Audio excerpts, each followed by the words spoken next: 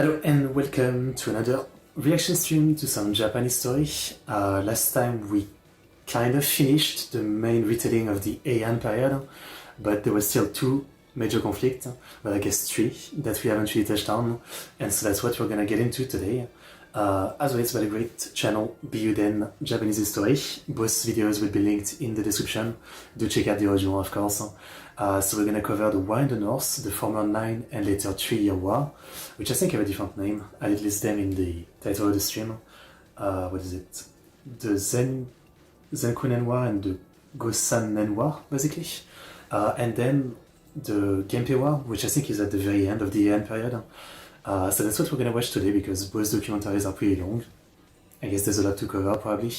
This is really like some of the early samurai bushi warrior conflict, I would say. Way before the Sengoku era and all that. But yeah, we're gonna do that today, and next time we'll be doing the Kamakura period. That is the plan for now. Yeah. So as always, link for the two videos we're gonna watch in the description, the link to my Discord where you can share videos you want me to watch, be it about, Japanese story or other things. The link to my Patreon and stream amount where you can support me in different ways. I also got a membership now. The reward are the same as Patreon, basically. You can get reaction videos every month. And also there's some emote that you can use in the chat. That's, one thing you can use. I don't know if it's that interesting, but that's the reward that YouTube allows. But yeah, I'm definitely very interested. The end of the Heian period was already quite a bit of conflict. An emperor getting exiled, an emperor getting killed, a lot going on. So yeah, hopefully those conflicts are very interesting to learn about. The Genpei War, I've definitely heard the name many times before, but I really don't know the details. When I was doing my prefecture, Japan prefecture stream, where I basically learn about every prefecture. I think it was in Kagawa that there was quite a bit about the Genpei War. There might have been a site of a battle. I think it was Kagawa. Yeah, it wasn't Hokkaido, it wasn't Hyogo, it wasn't... Yeah, it was probably Kagawa. By the way, we're doing another prefecture stream tomorrow. We're gonna do Fukushima tomorrow. So if you're interested, come watch that. But yeah, enough yapping. Let's learn. All I can say. I've got kind of an headache today. It's just one of those days, I felt like I slept well. I actually woke up early and felt kind of okay, but then headache, one of those days. Okay, BGM off. So let's start with the War in the North, the former 9 and later 3-year war. It's an interesting title, yeah. Let's learn. I'll put English to Japanese. No. To Japanese. In case there's any GP viewers, as always. Year was 1050.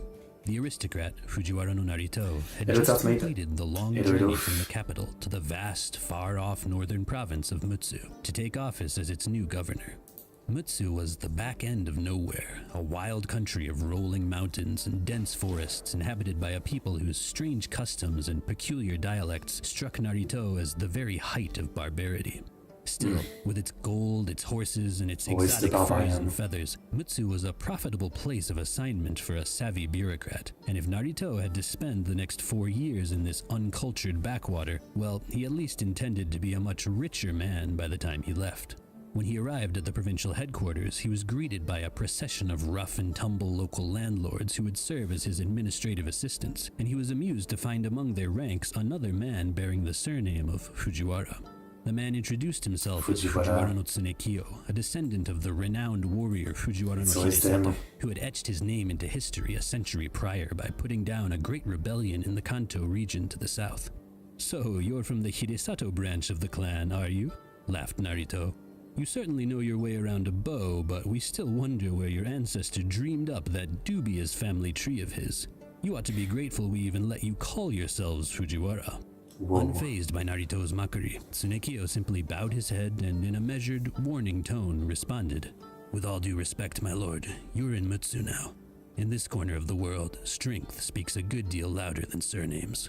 It was a message that Narito was destined to learn the hard way. Well, that's a setup. Pretty cool.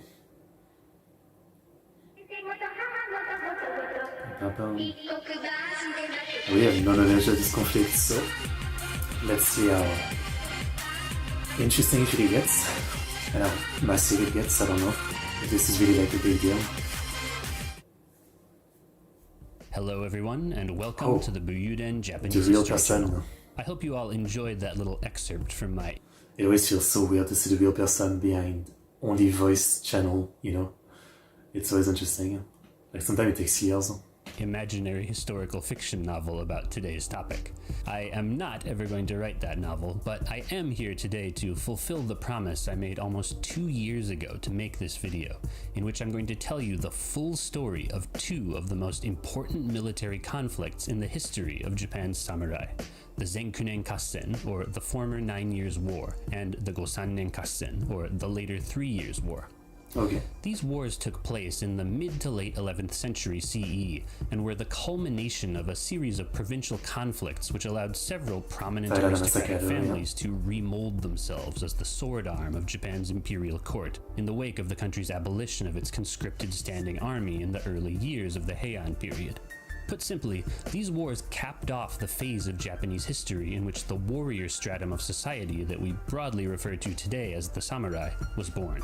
The former 9 and later 3 Years' Wars both took place in Japan's Tohoku region, the northernmost part of the main island of Honshu, which in this era was divided into two massive provinces called Mutsu and Dewa. In both conflicts, one of the country's most exalted ancient samurai clans...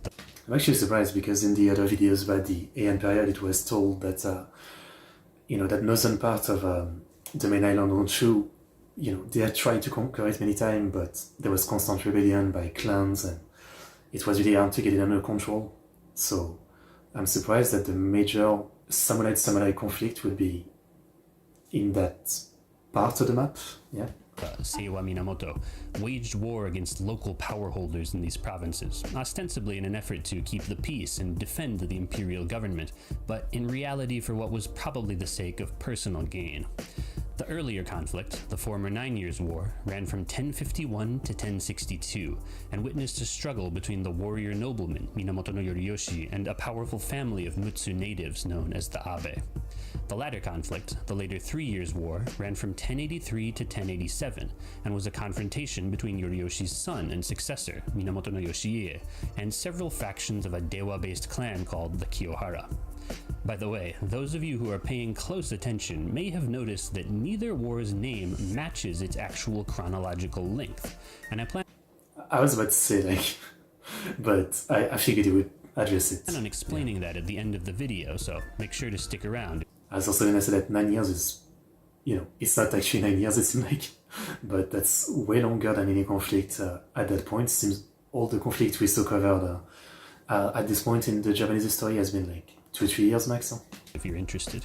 The two wars are intimately connected, sharing several key characters and featuring various plot points that are introduced in the first, only to be concluded in the second. Notwithstanding the fact that these were both real conflicts that brought pain and suffering upon hundreds, perhaps thousands of actual human beings, they really do constitute an epic tale of historical drama, and given that nearly a millennium has elapsed since the actual events, I hope that we can all enjoy that drama without getting too depressed by the gory details.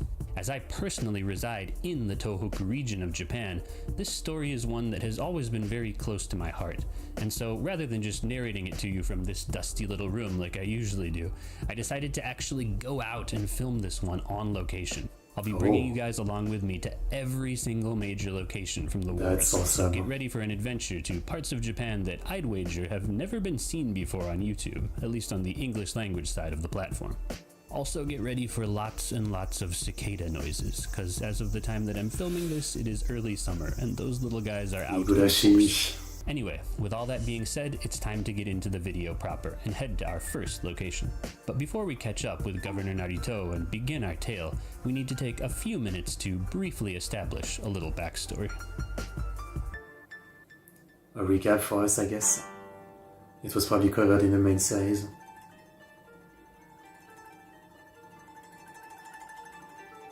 when the North makes you think of Game of Thrones. As mentioned a moment ago, our story takes place in northern Japan, which was one of the last regions of the country to fall really under cool, the this kind control of of the background. emperor and the imperial court. During the 7th and 8th centuries, the court waged a series of campaigns aimed at conquering the region from its native inhabitants, a group of people which the court broadly referred to with the term emishi. While this word was likely used somewhat derisively on account of its nuance of barbarism, I will continue to use it occasionally throughout this video, as I don't really have a better alternative. By the dawn of the 9th century, the court's northern military campaigns had mostly come to an end, and while the region had not yet been totally stabilized, the provinces of Mutsu and Dewa were at least beginning to look a bit more like actual provinces. Still, given their distance from the capital and their population of culturally foreign inhabitants, the court initially governed them a bit like colonies, exercising their control via a network of fortified outposts, like, for example, this one, Shiwa Castle, which was in use from 803 to 811. These forts served as centers of trade between northern and central Japan, and they were garrisoned with conscripted guardsmen who continued to be deployed there for a time, even after the court abolished its standing army in most of the rest of the country. By the mid-10th century, however, Japan... You know, I talked about before, like how Japan's castle are so different from, well, I think every country has like a different style of castle, but you know, we're more used to European castle. I've seen many in France, and you know, they are so massive, the walls, while a lot of Japanese castle, even the bigger one, the walls tend to be, you know, fairly small, like 2-3 meters, right? And recently I've been really into the game Mountain Blade, Bannerlord. It's a massive game where you control an army and you fight, and there's a mod called Shokuro that takes place during the Sengoku Jidai, and they actually remade the kind of system that they had to do in this time to conquer a castle in Japan, which is very different, right? They had like many parts of the castle that they could retreat to, and you know, playing that really made me appreciate this type of castle design more, because looking at it like this, you know, it's kind of old, seems like it's so easy to scale it and get over it and overwhelm the defender, but actually playing Mountain Blade, and I'm not saying that like it's the most historically accurate game, but you know, the amount of arrows, rock, and also musket, I guess, not really musket, but I forget what they're called at the time, shooting at you really makes it like insanely hard, and even with a small castle like this, the defender advantage is kind of insane. I mean, in that game it's like, you know, if there's 600 defenders, you need at least double that amount of men to take the castle, because you're gonna lose at least half of that. It's really interesting. I like, again, it doesn't look as like impregnable as like a medieval castle from like Europe, but it actually is pretty damn hard to assault from a game's perspective, at least. This Chinese-inspired bureaucratic style of government known as the Ritsuryo system was starting to collapse, leading these outposts to gradually fall out of use as the government began to manage its provinces in a far less hands-on manner. As the fortified outpost system fell into disrepair, trade between northern and central Japan began to be carried out by private individuals rather than through official state channels. These private individuals were often the provincial governors, known as Zuryo Kokushi, who had come to exercise absolute power out in the provinces during the mid-Heian period, and many of these governorships were held by members of the military aristocracy, the legendary early samurai clans of the Seiwa Minamoto, the Kanmu Taira, and the Hidesato Fujiwara. Because the trade goods sourced from the far north held a high level of demand while also being somewhat unreliable in supply, thanks to coming from a far-off and loosely ruled region, they were extremely valuable, meaning that they could not only be a source of vast wealth for Mutsu and Dewa's governors and their local collaborators, but also a potential trigger for internal disagreements and conflict. The region was particularly renowned for its supply of gold, animal furs, eagle feathers, which were used in fletching top-of-the-line arrows, and first-rate horses raised on the region's abundance of bamboo grass. In order to carry out their gubernatorial duties as well as facilitate trade, the provincial governors of this era relied on wealthy and powerful locals to work under them and connect them to the local populace. And these people were more often than not the ones who actually kept the provincial government running on a day-to-day level. In Mutsu, one of these powerful local families, indeed the most powerful of these families, was the Abe clan, who held sway over a group of 6 districts in Mutsu's Isawa region, known as the Okuroku-gun, or the Back 6 districts. Now, Japan's provinces had had these local district managers since the outset of the whole province system, but the 10th century had seen a mysterious change in the makeup of this layer of society across the entire country, with many powerful and ancient lineages disappearing from the pages of history to be replaced by new clans who had built their wealth, opening up new land on behalf of the provincial government. Both the Abe's heritage and the exact path which they followed in their rise to power are unclear, but they seem to have come to prominence at some point in this transitionary period between Japan's ancient and middle phases of history.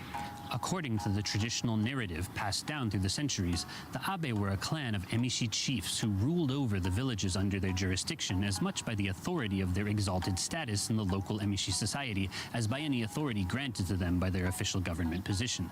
This alleged identity is quite important because in the traditional telling of the former 9 Years' War, the Abe are very much the antagonists, and their status as emishi barbarians served to emphasize their villainhood to pre-modern audiences. Of course, yeah. In recent years, however, scholars have begun to suspect that the clan was paternally descended from a family of central aristocrats, as 2 generals dispatched to Mutsu during the 9th century bore the surname of Abe, Abe no Chikataka and Abe no Mitora. The question then becomes whether the Abe of Mutsu were descended from one of these men, or if they simply served under them as managers of local affairs and were granted the use of the name in the process. Much of the story of the former 9 Years' War comes down... So I guess I shouldn't see the northern part of Honshu and the Abe clan as like, you know, as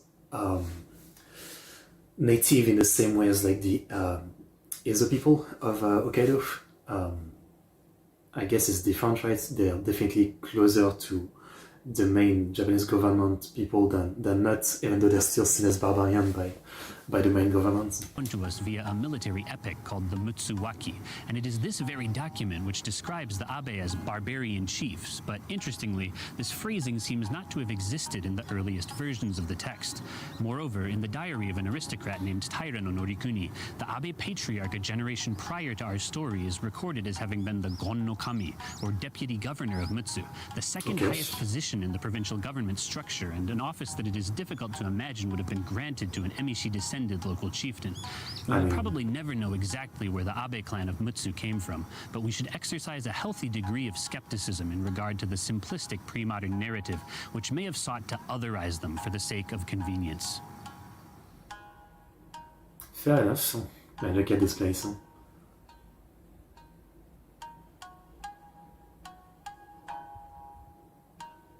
I wonder how much of it is like preserved or rebuilt. Our story begins with the appointment of our friend from the intro, Fujiwara no Narito, to the position of governor of Mutsu in the year 1050 CE, a position which was headquartered here at Taga Castle. The anecdote about Narito being warned not to put too much stock in the power of his family name comes from a slightly sketchy old book that I own, and I have yet to verify its source, but if it did indeed take place, well, Narito does not seem to have taken the advice to heart. After assuming office, he immediately began seeking a head-on confrontation with the Abe, who had apparently angered him by attempting to extend their own personal authority outside of the back 6 districts. Narito was also unhappy with the Abe because they had been supposedly neglecting to forward on their district's tax revenue or supply workers for public labor projects as all Just a quick thing, I just noticed that your command didn't show up under the support me command, so I think YouTube has gotten weird. And they made a stupid change once again. Like, when you used to pin a command to the chat, it would be at the top of the chat, but now it seems like it's pinned at the bottom of the chat for some reason. Which, you know, just part of YouTube's absolute quest to make the worst change possible every single time. Alright, maybe I just won't pin commands anymore, yeah. I don't like that. Maybe if I'm pin, yeah. Anyway. District managers were expected to do under Japan's government system. This was the era of Japanese history which was witnessing the explosive rise of the shoen, or private estate, tracts of land whose cultivators formed collusive bonds with central aristocrats or powerful temples in order to receive exemption from standard taxation. If the Abe were indeed shirking their tax duties, they were certainly not unique among the local provincial big shots of this era, but their lack of any alliance with a more powerful central benefactor left them easy targets for retribution by the imperial government. In no mood for compromise, Narito decided he would put the Abe back in their place by means of military force, although he was evidently uneasy enough about the prospect to enlist the aid of the deputy governor of Akita Castle in the neighboring Dewa province. The leader of the Abe clan, a man by the name of Abe no Yoritoki, responded by drawing up an army of his brethren and marching south to meet the governors, and the ensuing battle, called the Battle of Onikiribe, was apparently something of a bloodbath, which saw the provincial government's forces badly defeated. It's never really mentioned. I don't know if it's like actually not recorded in this story, but what the numbers are, right? It's always like when you tell me an army, it can be like 5,000 people to 100,000 people, right? So I don't really have the best idea. Obviously, I know at this time and in Japan, it probably wasn't like more than a couple thousand, but I do like to have numbers, Maybe not recorded. It's possible.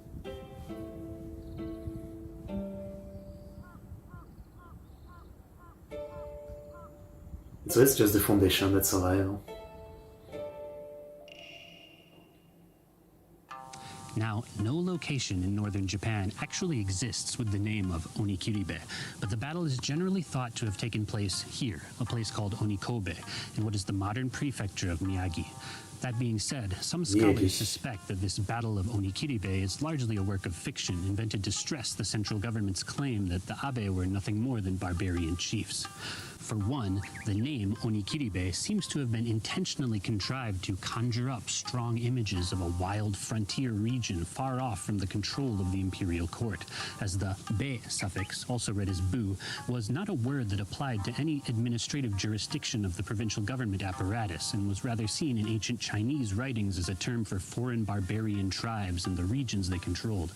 There's also just the simple fact that Onikiri, I was gonna say like Oni to just describe them as demon, literally meaning demon cutting, just sounds kind of barbarous and scary. Yeah.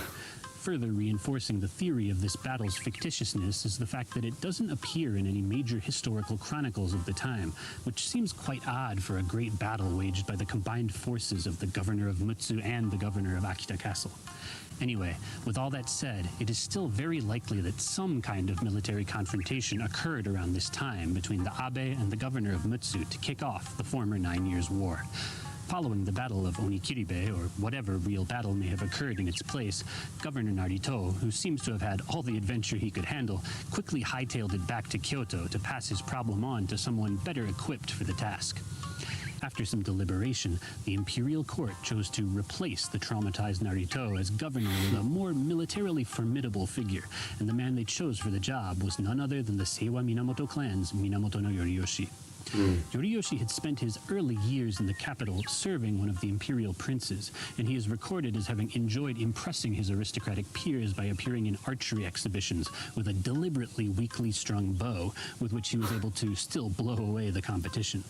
When he was around 40, he and his father were dispatched out to the Kanto region to put down one of the great early samurai rebellions, the rebellion of Taira no Tadatsune. Their success in this endeavor allowed the Minamoto to begin putting down roots in Japan's eastern backcountry. For his efforts, Yoriyoshi...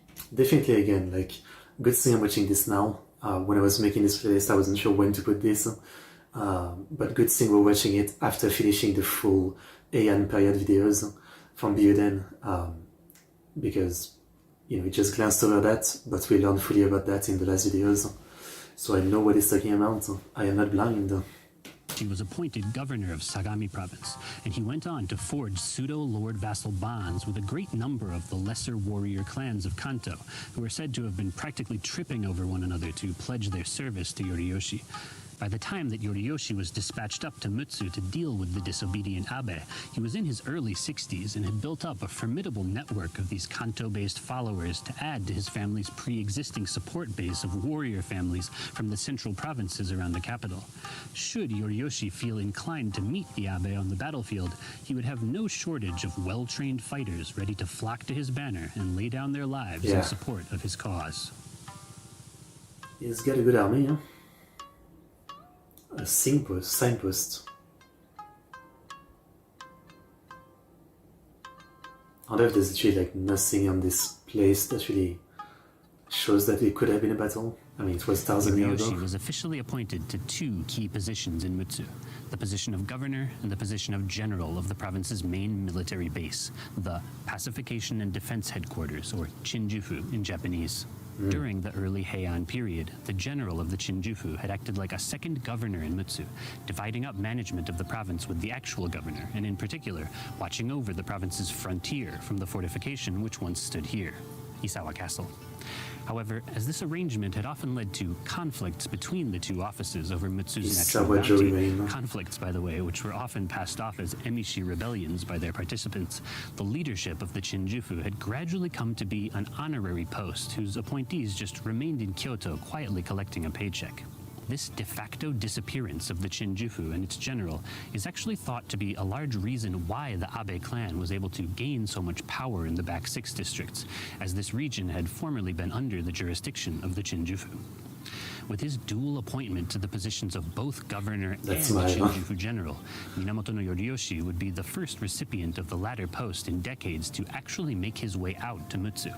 While the imperial court probably hoped that giving a renowned military man like Yoriyoshi both of the top leadership positions in the province would settle the disquieting state of affairs there before it got out of hand, for Yoriyoshi it was a prime opportunity to legitimately establish his own control over the lucrative back 6 districts, a goal whose achievement was made slightly difficult by the existence there of the Abe.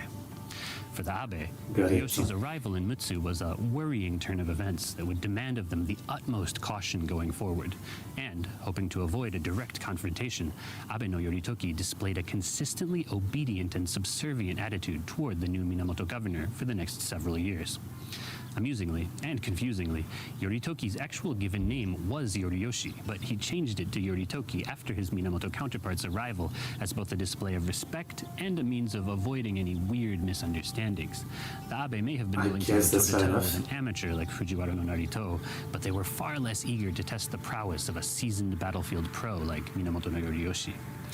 Initially, the Abe's deferential attitude proved to be an effective means of avoiding conflict, with the first 3 years of Yoriyoshi's term passing uneventfully, and the fourth and final year, 1056, looking likely to do the same.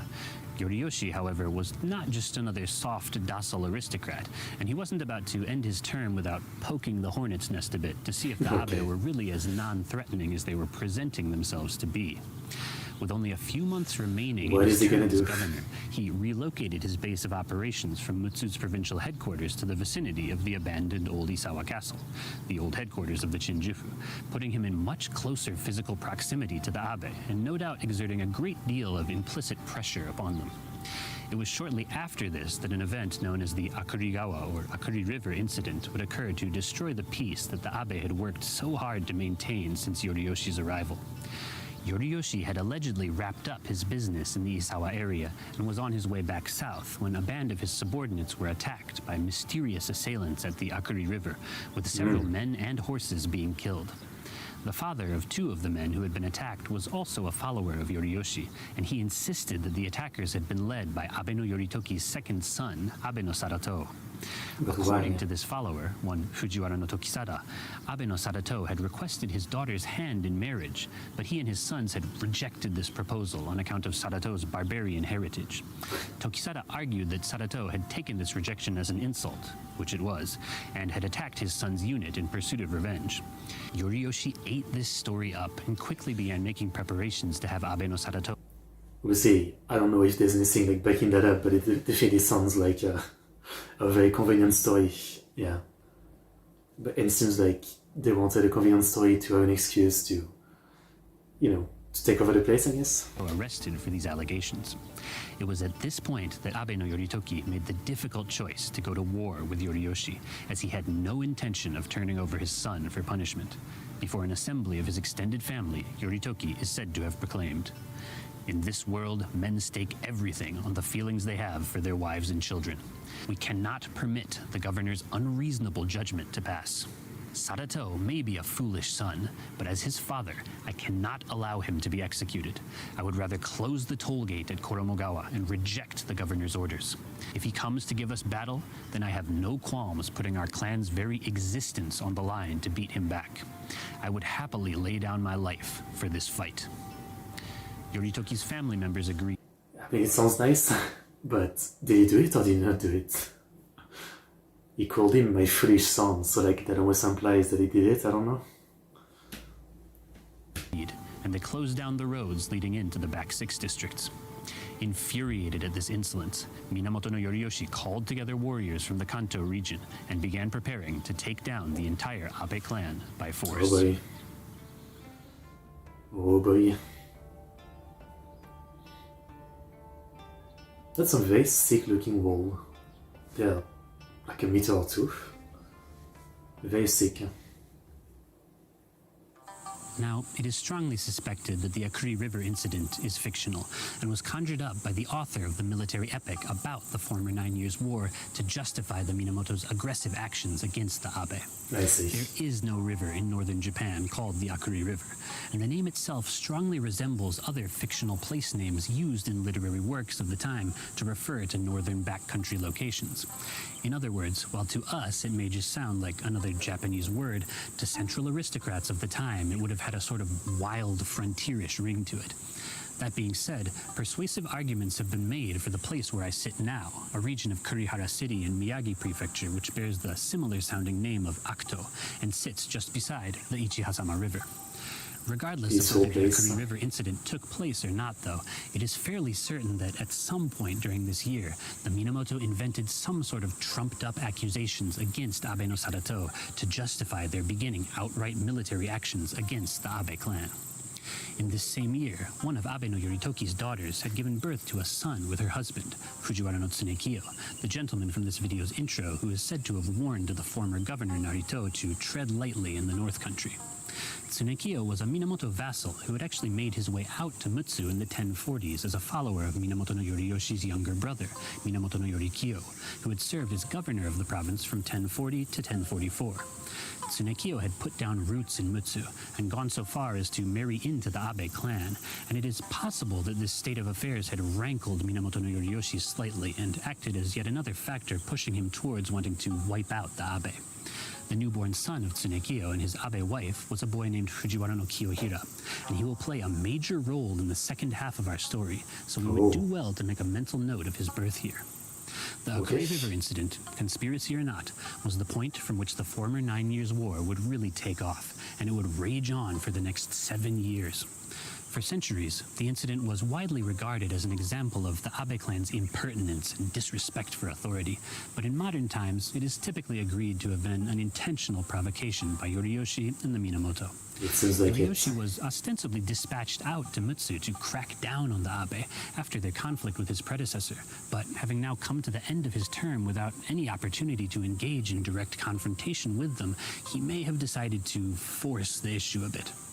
It has also been suggested that this plot was hatched by some of Yoriyoshi's followers rather than Yoriyoshi himself, as they may have feared that once a new, non-warrior governor was appointed, the Abe would return to their high-handed ways, making it therefore essential that a confrontation happen now while Yoriyoshi was still around. It really does feel like a waste. I mean, this is obviously personal ambition, right? But in all the previous video, it was talked about how long it took to somewhat pacify the region. And at this point, it seems like, even though they're not the biggest fan of the Abe, the region is running well. They're doing a lot of production of different things, from like ores to gold. And I'm guessing, this war that's going to last 7 years is not going to do much good for, not only like the production of the goods, but also like the pacification. It's like, even if you take down the Abe, I mean, it just put the region into chaos. I don't know. Just kind of a shame. As for the Abe, they were likely sick of being treated like second-class citizens by the steady stream of outsiders staffing the provincial governor's office, and with their patriarch's heir being labeled a criminal and in danger of execution, they decided it was time to stop playing nice. They had already given one governor a solid ass-kicking, and while this new one may have been a good deal more formidable reputation-wise, they still likely had every reason to believe that they had the upper hand if push came to shove. But do they? Because, he has the backing of the government of Japan. So, like, even if they defeat him, they're done. Within the ranks of Minamoto no Yoriyoshi's followers were two warriors who had actually married into the Abe family. The aforementioned Fujiwara no Tsunekiyo, who was at this point still tentatively being faithful to his Minamoto allegiance, and a fellow named Taira no Nagahira. As the Minamoto army advanced toward the back six districts, rumors began to swirl in the Minamoto camp that the latter, Nagahira, was secretly providing intelligence reports to his Abe in-laws, and when these rumors reached Yoriyoshi, he coldly chose to have Nagahira put to the sword. Witnessing this sequence of events, Fujiwara no Tsunekiyo naturally began to fear for his own life, and he hatched a plan to make a covert exit from the Minamoto army's ranks. Tsunekiyo utilized his reputation as being connected to the Abe to convince Yoriyoshi that part of the Abe army had slipped behind them and was actually intending to make a sneak attack on the provincial headquarters while it was undefended. Yoriyoshi believed this bit of false intel and left camp with several thousand men to hurry back south, and while the general was absent and the main army was well below full strength, Tsunekiyo led the several hundred warriors under his direct command out of the Minamoto camp with little fuss. Okay. Tsunekiyo then headed for the back six districts, where he linked up with his in-laws, the Abe, and pledged his loyalty to them, providing them with yet further advantage for the coming fight. With the situation looking dire, the imperial court at last chose to appoint Minamoto no Yoriyoshi to a second term as governor of Mutsu, and also presented him with... Again, this is what's confusing me, right? I mean, he's directly working for the imperial court, so it's not just him that the Abe are fighting, it is the imperial court full force, you know, like, even if they defeat one guy, they're gonna send more, they're gonna send bigger army, they're not just gonna be like, okay, you beat one guy, you can stay and govern the region. An imperial decree for the destruction of the Abe. Realizing that a head-on confrontation with the invigorated Abe army would likely be reckless at this point, Minamoto no Yoriyoshi instead began working to secure the aid of a number of other, smaller local power holders in the regions nearby to the back six districts. One of these was a man by the name of Abe no Tomitada, whose relationship to the main Abe clan is not entirely clear, but who was apparently important enough to clan leader Abe no Yoritoki that he personally made the journey out to Tomitada's district to attempt to talk him out of siding with the Minamoto. Unfortunately for Yoritoki, he underestimated how thoroughly Tomitada had been won over to the Minamoto cause, and when he reached Tomitada's territory, he was ambushed by a small army of his warriors. Yoritoki, who was traveling with his own small contingent of warriors, managed to fight his way out of the trap, but in the process he was gravely wounded by a well-placed enemy arrow. It is unknown whether the arrow was poisoned or whether it simply struck a vital spot on Yoritoki's body, but either way, it was clear that the Abe chief's prognosis was grim. He and his warriors began hurrying back into Abe territory, evidently hoping to reach the clan's home base of the Koromogawa fortress, but just a hop and a skip away from their destination, at the nearby Tonomi fortress, Yoritoki's strength failed him, and he drew his final breath. Man, it reminds me of... there was an English king, it might have been during the time of the 100-Year War, that took an arrow to the eye. No, to the face, it wasn't to the eye, to the face, and it was lodged in pretty deep. And there was a sergeant, a very famous sergeant, who came up with some kind of, I don't know how to describe it better than, you know, the thing that you use to pull out in a wine bottle the cap, something kind of like that. And there's a great video on YouTube describing like the process, and yeah, the guy survived. It's a pretty insane story. It's really gruesome medical gore, right? But very interesting. Yeah, random story.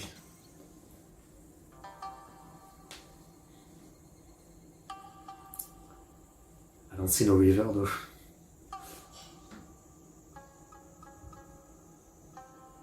Very peaceful countryside. 2 months after receiving news of Yoritoki's death, in the 11th month of 1057, Minamoto no Yoriyoshi led some 1,800 warriors to meet the grieving Abe army in a pitched battle here, a place which was in those days called Kinomi, in the old district of Iwai. Yoriyoshi may have expected the Abe army's morale to be diminished after losing their leader, but he probably should have considered that winter is not the best season for waging war in northeastern Japan. The Battle of Kinomi was fought in the midst of heavy snow, which which hampered the Minamoto army's maneuverability and had left them and their horses drastically underfed in the days leading up to the battle.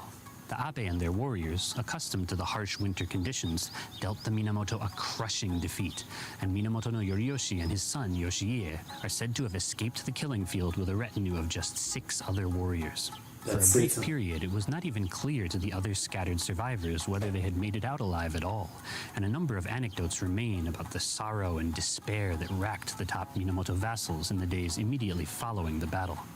Ironically, it is thought to have been after this battle that Yoriyoshi at last received an official order from the imperial court to destroy the Abe, as up until this point, the court had been somewhat on the fence as to whether aggressive military action against them was really necessary. By trouncing the Minamoto army and inflicting heavy casualties upon them at Kinomi, the Abe had unintentionally sealed their own fate. I mean, I would say, haven't they proved that they are potentially more useful than the other side? But I guess no, they've rebelled against the power, and they're seen as barbarians, so I guess they wouldn't look at them like that as potentially more useful. I like it, it's a kid playground. Like, that's crazy, like 1,000 years ago, terrible battle, ton of deaths, and now it's a kid playground. Earth is an interesting place.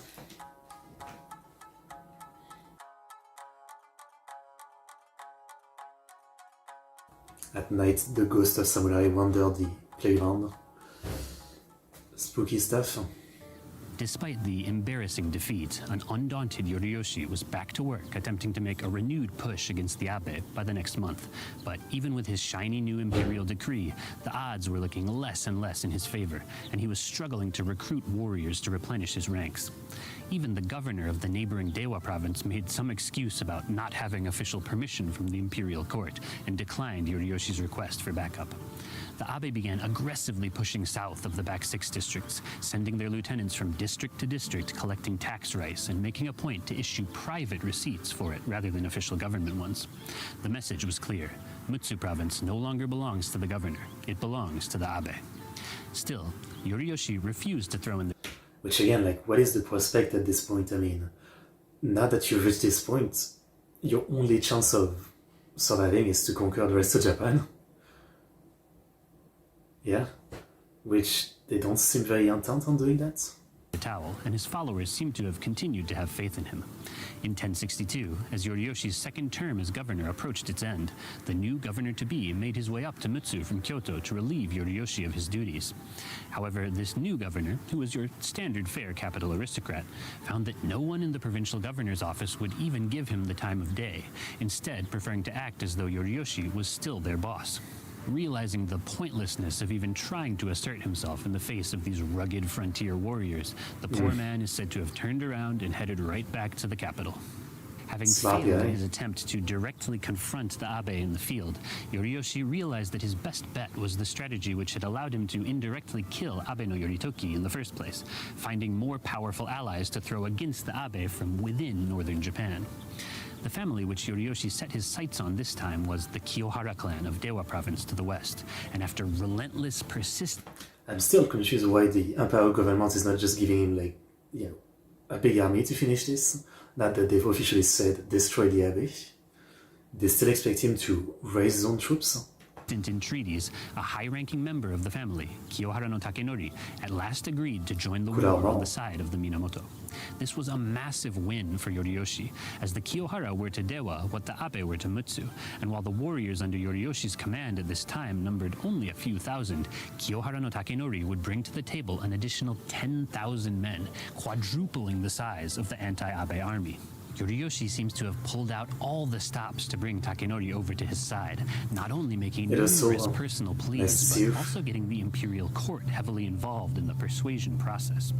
At Yoriyoshi's urging, Takenori received an official imperial order to join in the fighting, in addition to being granted a relatively prestigious court rank, and also likely being given official authority to mobilize many of the other notable warrior families of Dewa province. Another factor which may have influenced Takenori's decision is the fact that relations between the Kiyohara and the Abe had gotten slightly awkward in the wake of clan leader Abe no Yoritoki's death. You see, after Yoritoki's passing, leadership of the Abe had been taken over by Yoritoki's aforementioned second son, Abe no Sadato, who was not technically his father's official heir, but had risen to the occasion thanks to his charisma and popularity within the extended Abe clan. The man Sadato had pushed to the sidelines to assume clan leadership was his younger half-brother, Muneto, the son of Yoritoki and his highest-ranking wife, who was, you guessed it, a daughter. Yep, it is still the Heian period. The Zenkunen, I think. Wow. Yeah, it is Heian period. Of the Kiyohara I forget the Japanese name of the wow. Muneto being denied his birthright, the entire Kiyohara clan had effectively been insulted, and there's a good chance that this influenced Kiyohara no Takenori's decision to march out against the Sadato-led Abe. It is worth noting that Muneto himself does not seem to have been too upset about the situation, as he consistently fought for his family throughout the entire war without making any attempts at betrayal or rebellion. Good guy. That's kind of rare. With the Kiyohara on his side and a massively expanded host under his command, Yoriyoshi began his final campaign to wrest control of the back 6 districts away from the Abe. Initially, things went well, with the Kiyohara Minamoto army attacking and capturing the Abe-controlled Komatsu fortress in Iwai district. From here, however, things began to get a bit more dicey. I only know Heian people played with balls and Tanka or Waka or Aiku. What kind of balls? You mean like marbles, maybe? Interesting. As heavy rains stalled the army's advance and thus depleted their provisions, and local civilians moving under the orders of the Abe harassed their supply chain. Muddy ball. I'm gonna look it up because I don't really know. Muddy ball. Oh, this. Okay. Temari and ball. I didn't know it was 1,000-year-old. Okay. Dispatched about a quarter of his army off to raid local rice fields for food, and the Abe shrewdly chose this opportunity to launch an attack on the main Minamoto camp with an army of about 8,000. Numerically, the battle was roughly equally matched, and the veteran Minamoto warriors shook in their boots at once again facing this foe who had had them and their leader on the ropes for the last half-decade. But the fresh Kiyohara contingent gleefully plunged into the fray, eager to get a shot at their eastern counterparts. Okay. After the dust settled on what is said to have been a 6-hour battle lasting from noon till dusk, it was the Abe who were left running for the hills as the Kiyohara and Minamoto warriors cut down stragglers or forced them to plunge desperately into the Iwai River. Wanting to give the Abe no chance to catch their breath, the Kiyohara Minamoto army quickly went on the march again, assaulting the Abe's camp in the middle of the night and routing them there, and then continuing to viciously nip at their heels as they fled further north. The exhausted Abe hurried into one of their most stalwart strongholds in the area, the Koromogawa Fortress, which is said to have been located at the spot where I'm speaking to you from now. They hoped that the fortress's impregnability would finally bring their foes to a screeching halt, but unfortunately, this plan too would not play out the way they were hoping. Kiyohara no Takenori sent a small party of his most trusted warriors to launch a sneak attack on one of the stronghold's nearby satellite forts and set it on fire, and the unexpected blaze rattled the soldiers of the main Abe army so much that they despaired and gave up the Koromogawa fortress to flee even deeper into friendly territory. It was in the immediate aftermath of the fort's fall that a famous episode from the war is said to have occurred involving the new Abe chieftain Sadato and Minamoto no Yoriyoshi's son, Yoshiie. According to legend, Sadato was attempting to flee the battlefield, but Yoshiie was hot on his heels, determined not to let the Abe leader go. Yoshiie called out mockingly after Sadato, "Koromo no yakata wa horobi ni keri." The seams of Koromo Fort have split apart. Okay. This was not just any old jeering remark, as Yoshiie had phrased it in the style of a traditional poem and made a play on the fact that the word koromo can also mean clothing in addition to just being the name of the fort's location. Just as most of us today would not have caught on to the intricacy of this insult, Yoshiie also probably did not expect this provincial hillbilly to be well educated enough to comprehend his wittiness. But to his surprise, Sadato responded without missing a beat. Toshio heshi ito no midare no kurushiza ni. An old thread cannot help but fray with the passage of time. Sadato's response... I love that they're about to kill each other, but they're still like, throwing some poem back and forth and some some very high-level poetry to each other, yeah, that's kind of funny. Was also made in poetic style, being in the 5-7-5 meter that was a perfect match to Yoshie's initial 7-7 stanza, and carrying on with the pun on the double meaning of Koromo. Yoshie was deeply impressed by the skill of this riposte, and suddenly seeing Sadato as a worthy adversary, he chose to slow his horse and allow him to escape to fight another day. Okay. Now, did this ancient Japanese rap battle actually take place? No, probably not, but it's an iconic moment in Japanese history, and it's a rare admission. I know that there's multiple styles of that kind of poetry, yeah, but I always remember only haiku top of my head.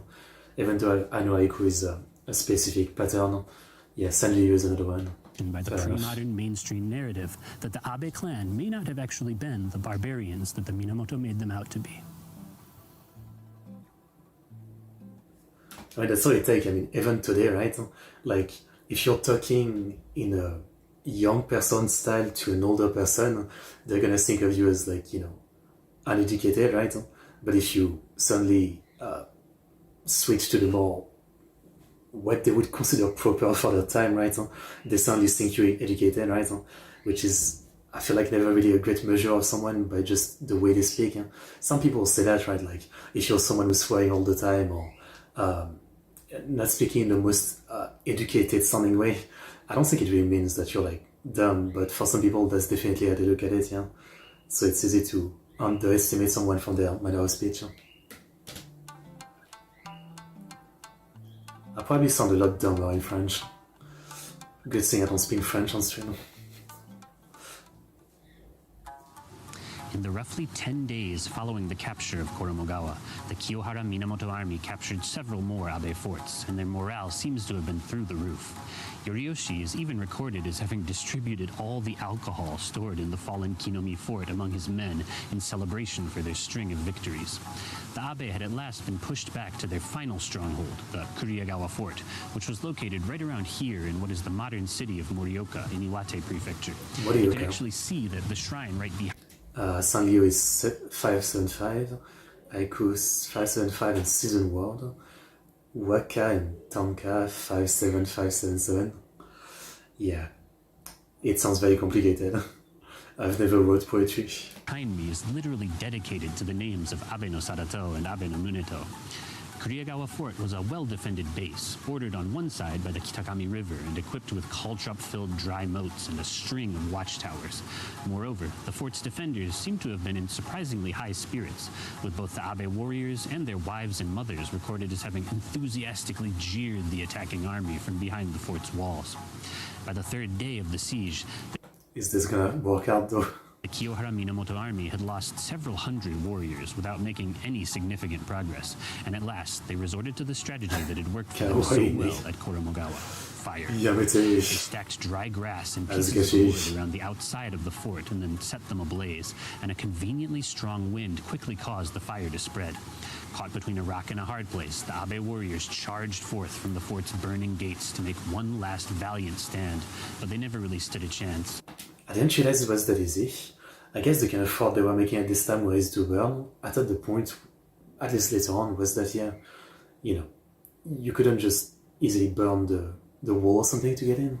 And before long, they'd been defeated.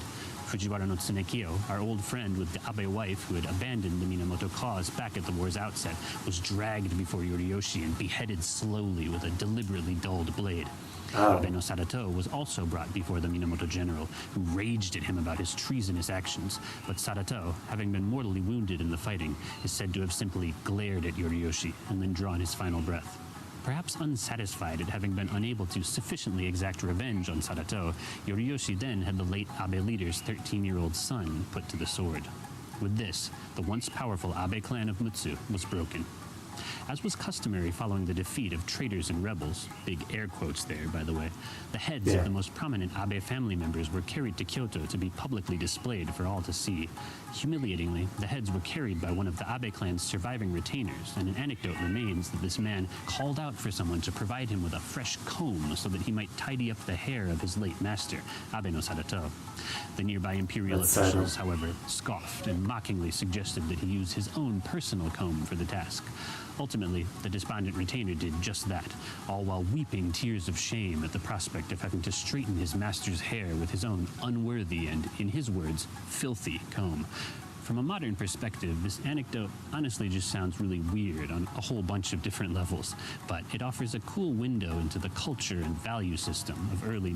I was gonna say, it's definitely the classic saying of, the super loyal retainer that even in such a situation is still thinking for the best, the best thing to do for their master, even if it's like brushing their beard and head, which is pretty messed up, but also kind of nice and honorable, Medieval Japan.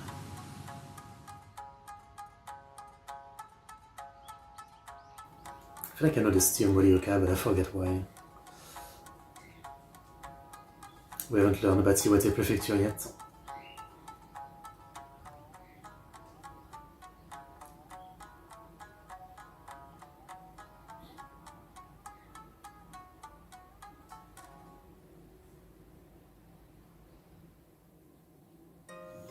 In the aftermath of the fighting, Kiyohara no Takenori was appointed general of the Shinjufu, the pacification and defense headquarters, by the imperial court, this being the first time that such an appointment had ever been given to a native denizen of northern Japan.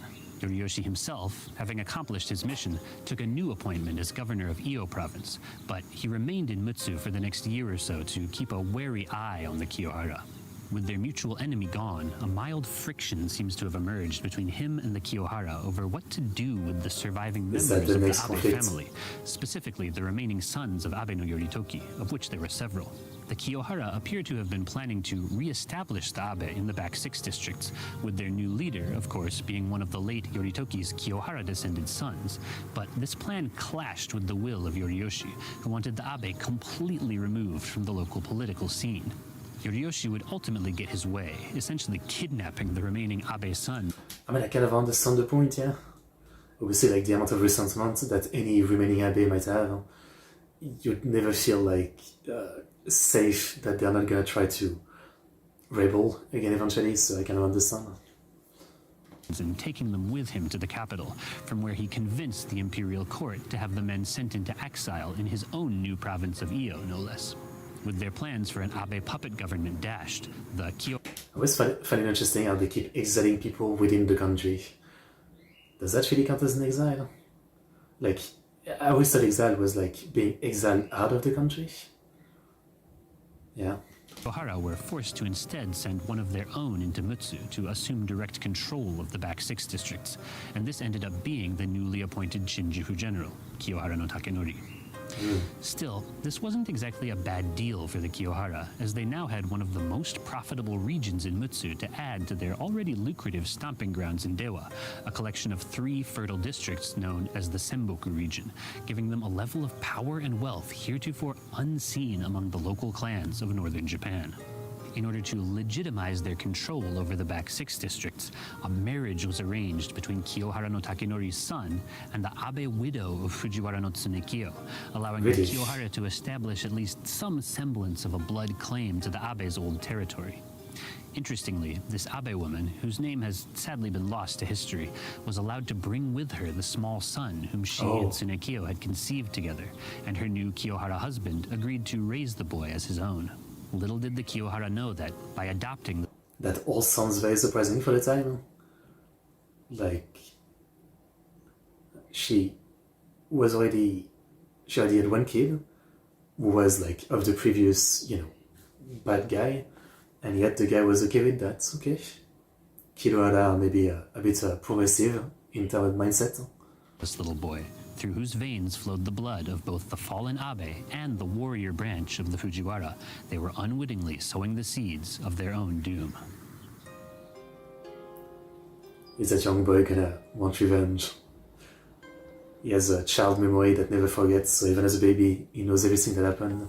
Unlike the Abe, who concentrated their power within the nuclear family, the Kiyohara seem to have exerted influence over the Dewa region with a slightly looser coalition style of management, in which they utilized marriage ties and extended family connections to mobilize the province's other powerful clans.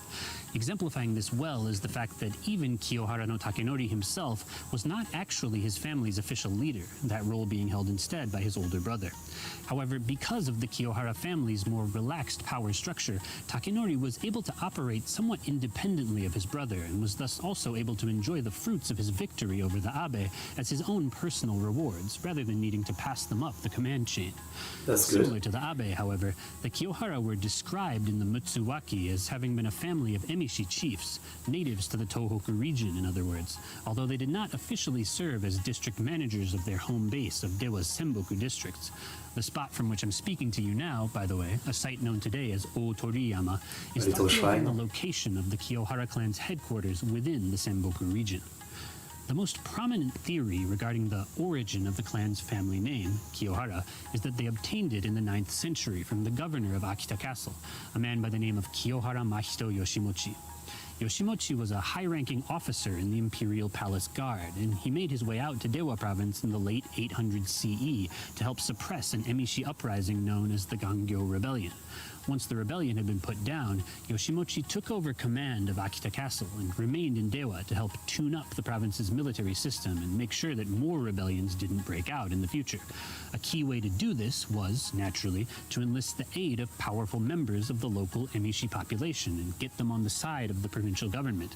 And indeed, it was the Emishi of the Senboku districts who had been instrumental in helping Yoshimochi and his comrades to put down this rebellion in the first place. We've only been talking about again, this little like central part of Nelson Onshu, but like, you know, there's still quite a bit going on, quite a bit of land. I guess they have nothing to do with any of this. So maybe they're still like much more countryside and don't really matter, but it's only this middle part right here, yeah.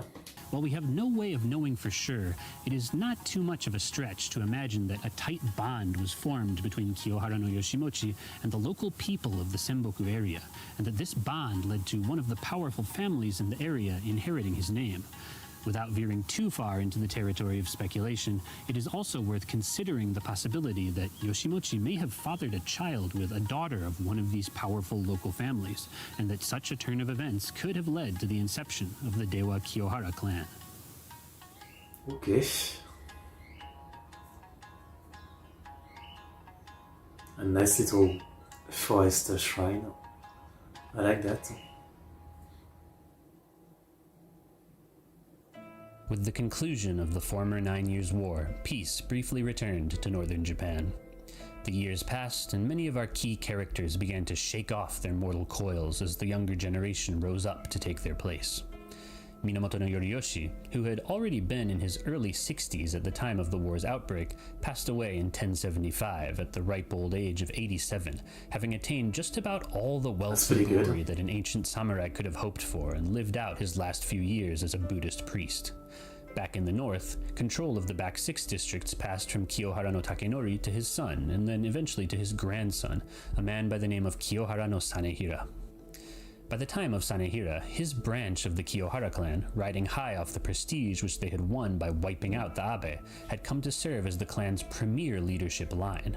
Now, Sanehira's father was the man we discussed a few minutes back, as having taken one of the surviving Abe women, Fujiwara no Tsunekiyo's widow, as his wife, and while Sanehira himself had predated this union, he had 2 younger brothers to whom this woman had given birth. The first was her child with Tsunekiyo, whom the Kiyohara clan had agreed to adopt, the boy we met earlier as Fujiwara no Kiyohira, who was now an adult and was going by the name of Kiyohara no Kiyohira. Technically, he didn't have even a single drop of Kiyohara blood in his veins, but thanks to his mother's remarriage, he had become an official member of the Kiyohara clan, and a fairly exalted one at that. If it works, it brother works. Was named Kiyohara no Iehira, and he was the biological child of this Abe-Kiyohara union, making him the half-brother of Sanehira on his father's side, and the half-brother of Kiyohira on his mother's. Perhaps unsurprisingly, these three tenuously related Kiyohara brothers do not seem to have had the tightest relationship in the world. Yeah. From family leader Sanehira's perspective, middle brother Kiyohira was a total outsider whom his family had taken in simply out of the goodness of their heart, and youngest brother Iehira, while technically being a legitimate member of the family, had his pedigree tainted by his Abe blood. Kiyohira also likely felt little in the way of brotherly love for his siblings, as they were, after all, the grandsons of the man who had destroyed his real family and treated his poor mother like a war prize.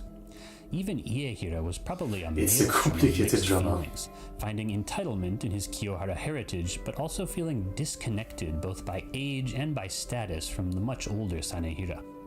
This cold and slightly tense relationship between the three brothers was further complicated by the ironic reality that Sanehira had no biological children of his own and had instead adopted a son from a nearby allied family with the intent of making this young man his heir.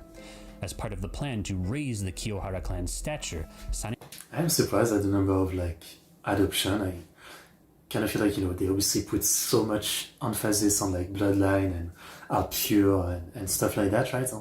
To the point where in the earlier videos about the emperors, if the emperor didn't have a son, it wouldn't be he wouldn't just adopt someone to be his son and put that on the throne. It would be a brother or someone with the proper blood, right?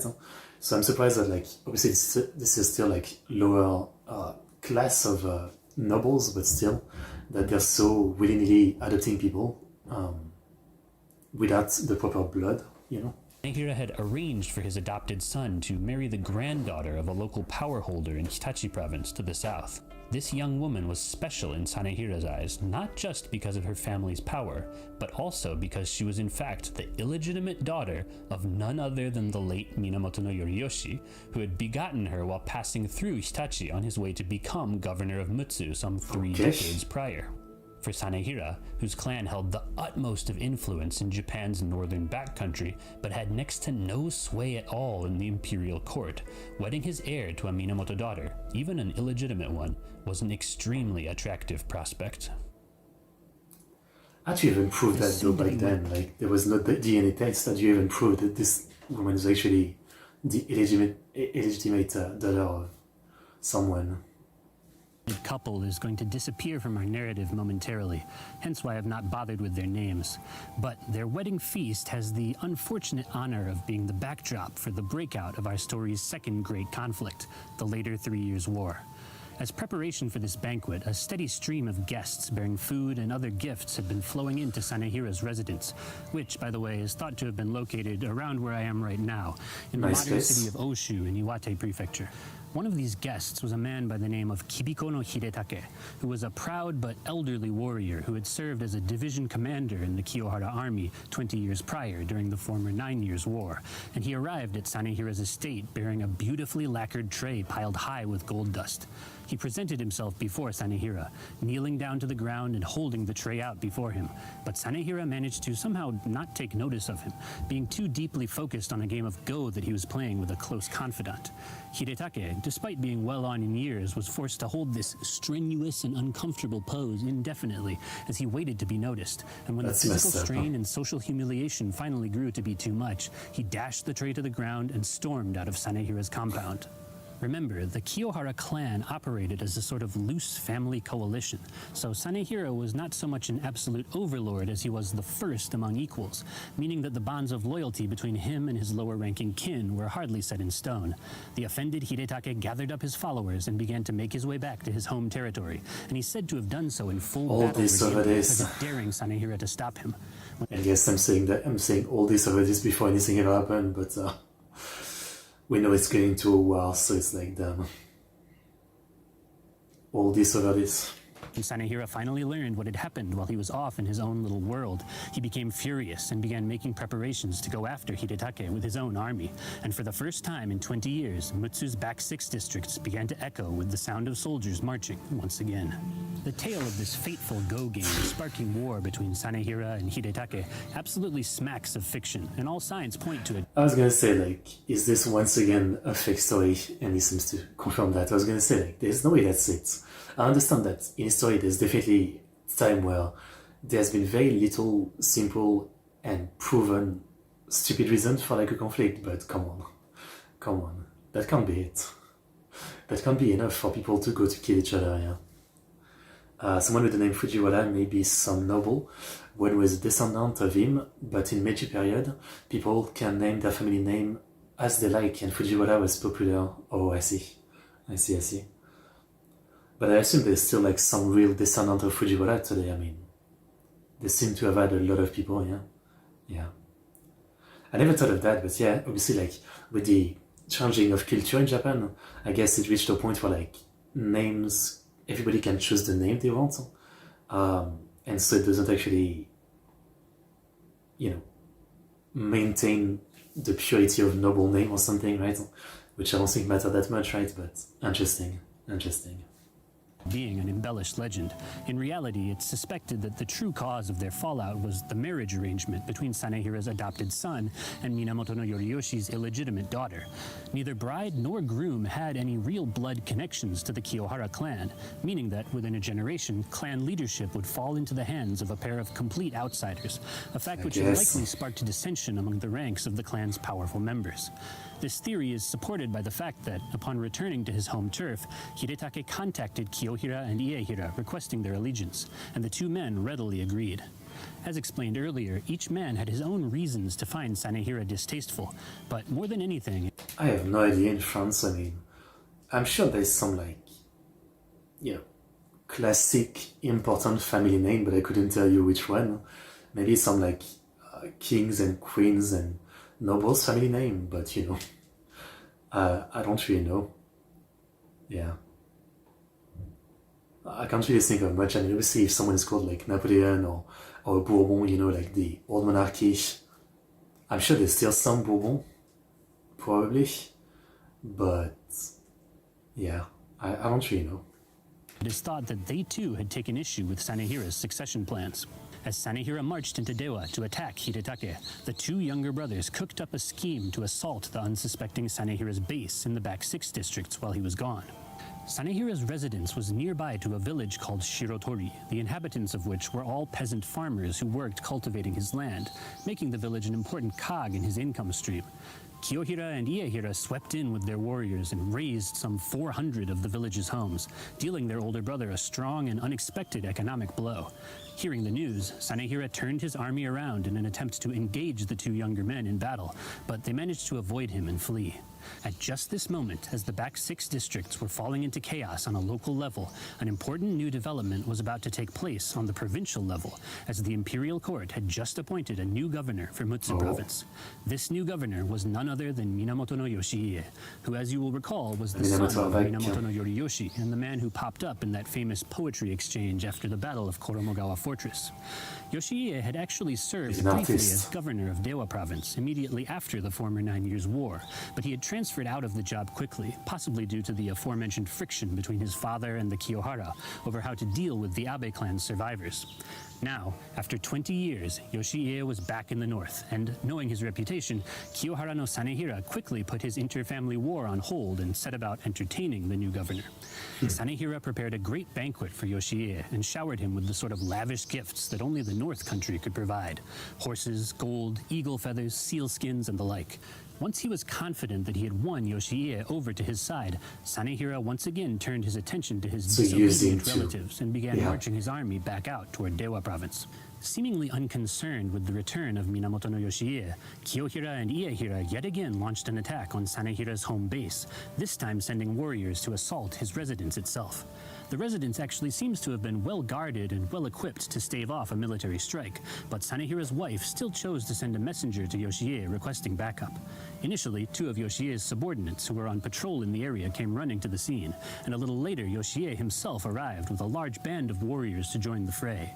He is said to have sent a runner to Kiyohira and Iehira's army, giving them an ultimatum, basically saying, "You know who I am. I don't think you want to do this. Now is your chance to retreat." They're gonna do this. At first, the two brothers seemed ready to accept this advice and pull back their troops, but ultimately one of their relatives convinced them otherwise. Battle was joined, and just as Yoshiie had warned, the two brothers... I mean, I always get to remember, decision that this time is 70% honor or something, but otherwise, what is the logic? You are going to get crushed like it happened 20 years before. Like, how do you get convinced that this is a good idea? It was, maybe not the worst idea when you were just fighting your own family, but now you've got the new governor appointed by, like, the Imperial Court.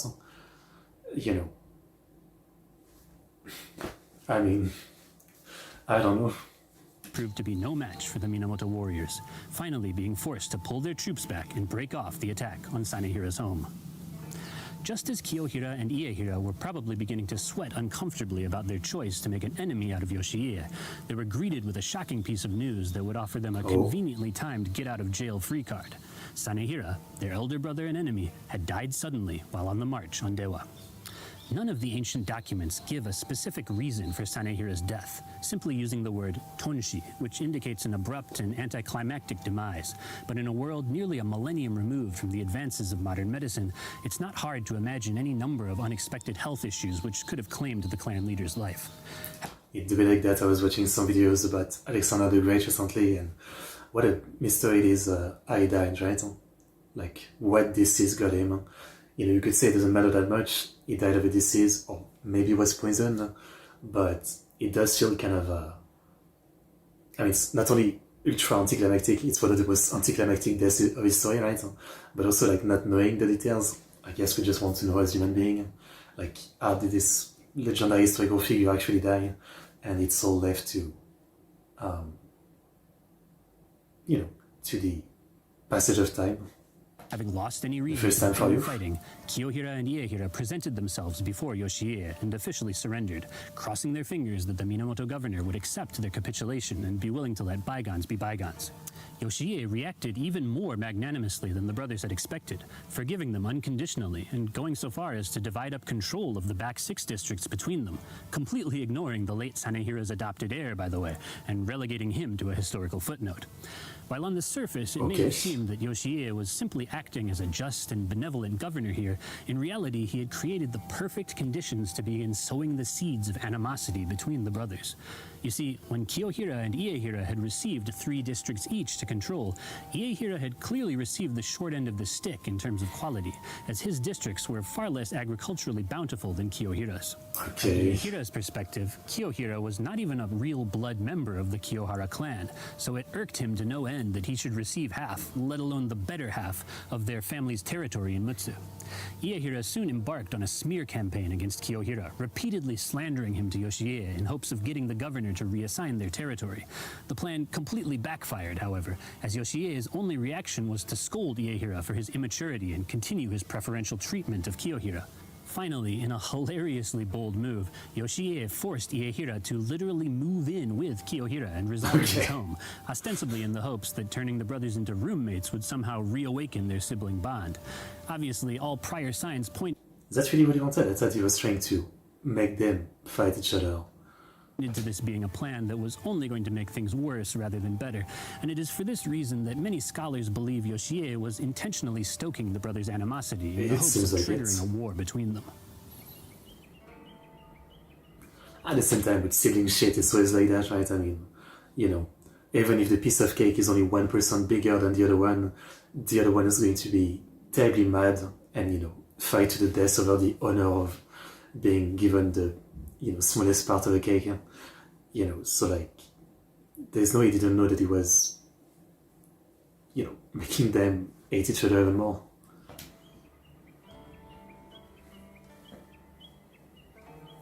Nice forest. I absolutely love that he is on location for this. I mean, this is great.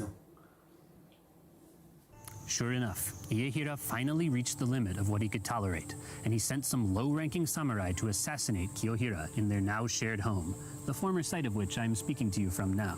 Oh.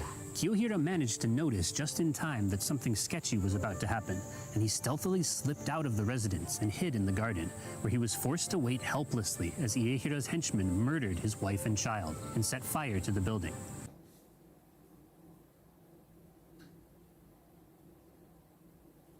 Okay, that's a bitch move.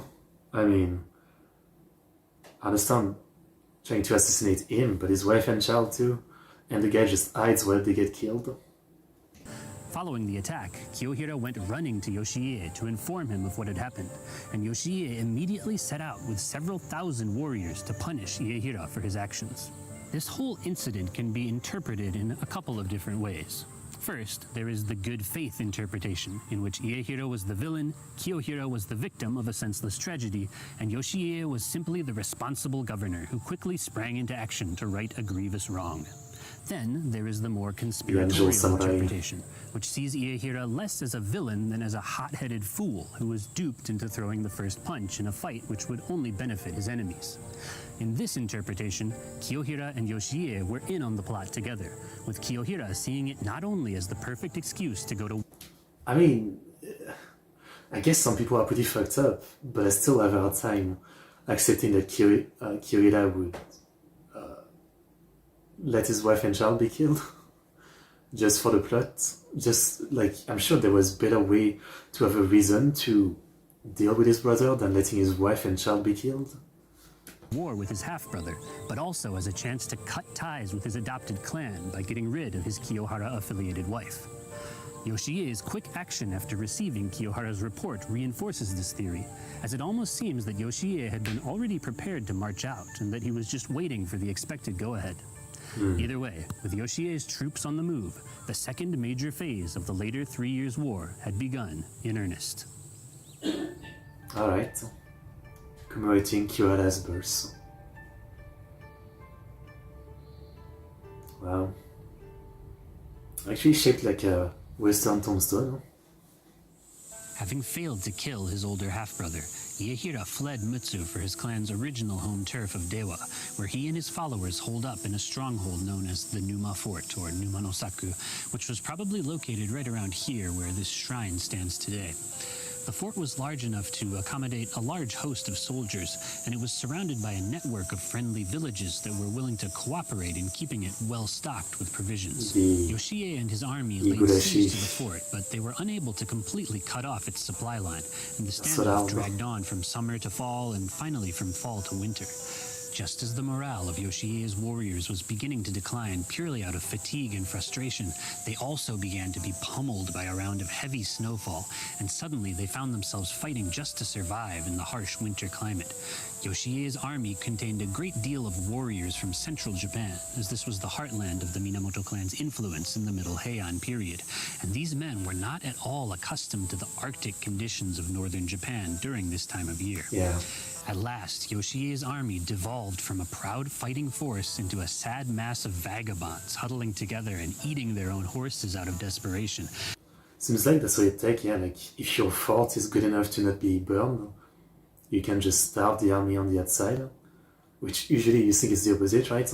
You starve the besieged army, but this time it's the besieger, yeah? And they were forced to retreat back across the Owu Mountains and return to Mutsu. Battle may never have been joined, but still, Iehira had, in his first real standoff against Minamoto no Yoshie, managed to come out with a victory. Hearing of Iehira's success, his uncle, Kiyohara no Takehira, came galloping in from Mutsu to join his cause, praising him for having brought glory to their clan by repelling such a renowned foe. Takehira suggested that they abandon the fort for an even more formidable stronghold, the Kanezawa Fort, slightly to the northeast, and Iehira readily agreed to the plan.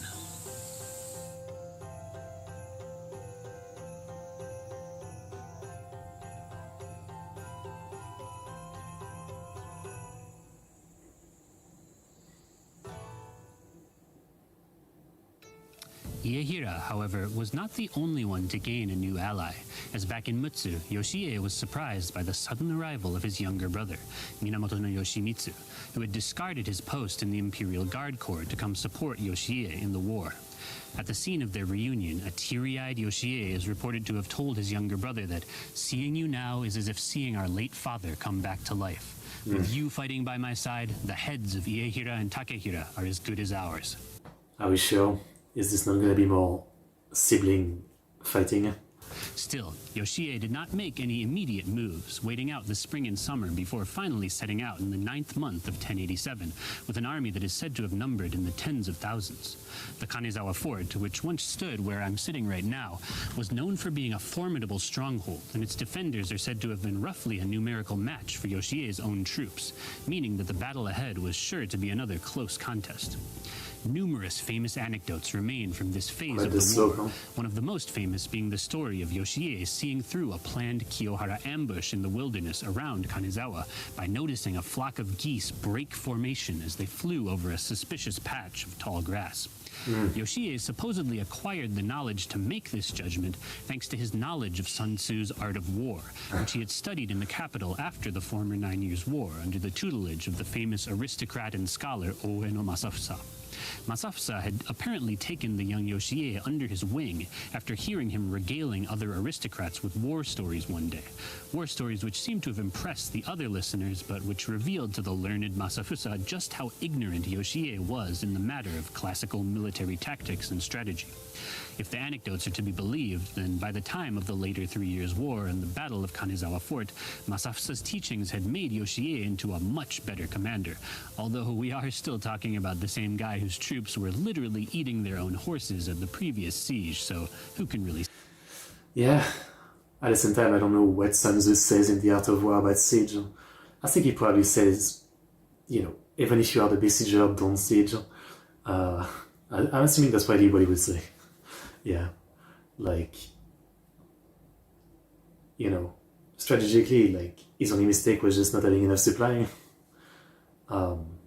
Maybe something that he couldn't predict when he started the siege. One new tactic which Yoshie is said to have employed in the siege of Kanezawa Fort was a system for motivating his own warriors by personally evaluating their performance in the fighting around the fort's walls. Each evening, he would host a banquet wherein several warriors would be invited to sit at the Go-no-za, the seats of the brave, and several would be invited in to sit at the Oku-no-za, the seats of the cowardly, with these designations being based on how they had conducted themselves in the battle that day.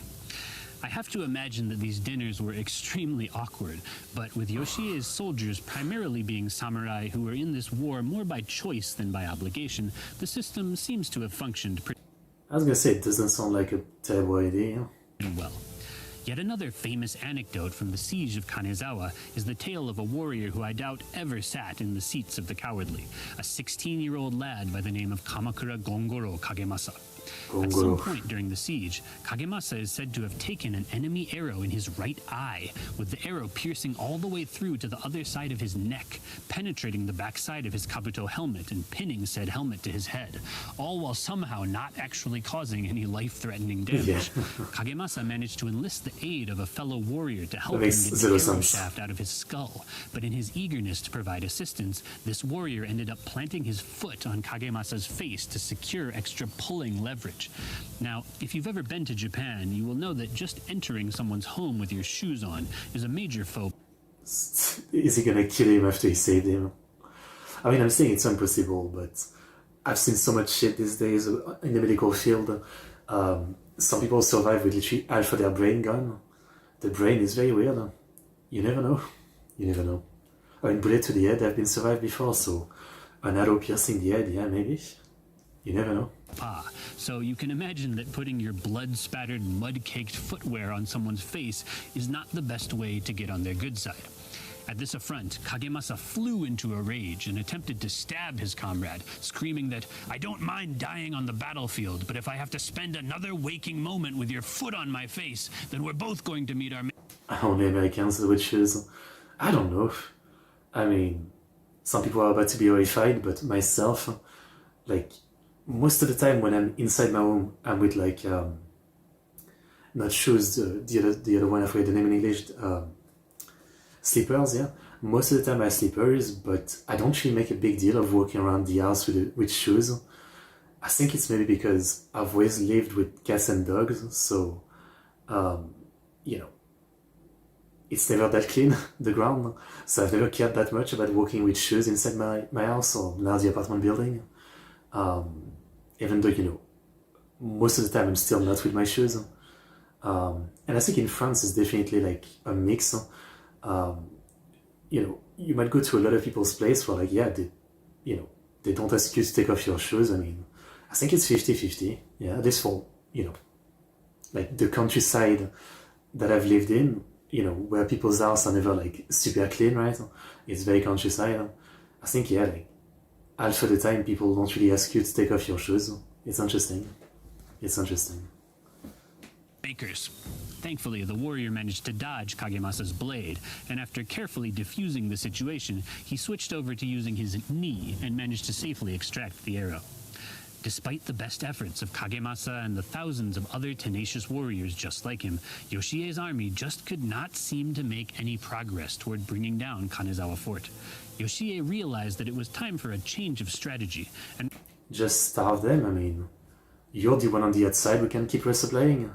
Just starve them, no? Rather than attempting to take the fort by strength of arms, he resolved that he would instead switch over to playing the waiting game and attempt to starve the defenders out. This idea was actually suggested to him by Kimiko no Hidetake, the grumpy old warrior who had sparked this whole war by throwing the tray of gold dust in Kiyohara no Sanehira's yard several years back. This guy doesn't sound like the most patient. We don't really have much information on what Hidetake had been doing following the death of Sanehira, but his reemergence here indicates that he ultimately chose to side with Kiyohira over Iehira after the brothers split, and that he was lending his services on the battlefield to the anti-Iehira cause.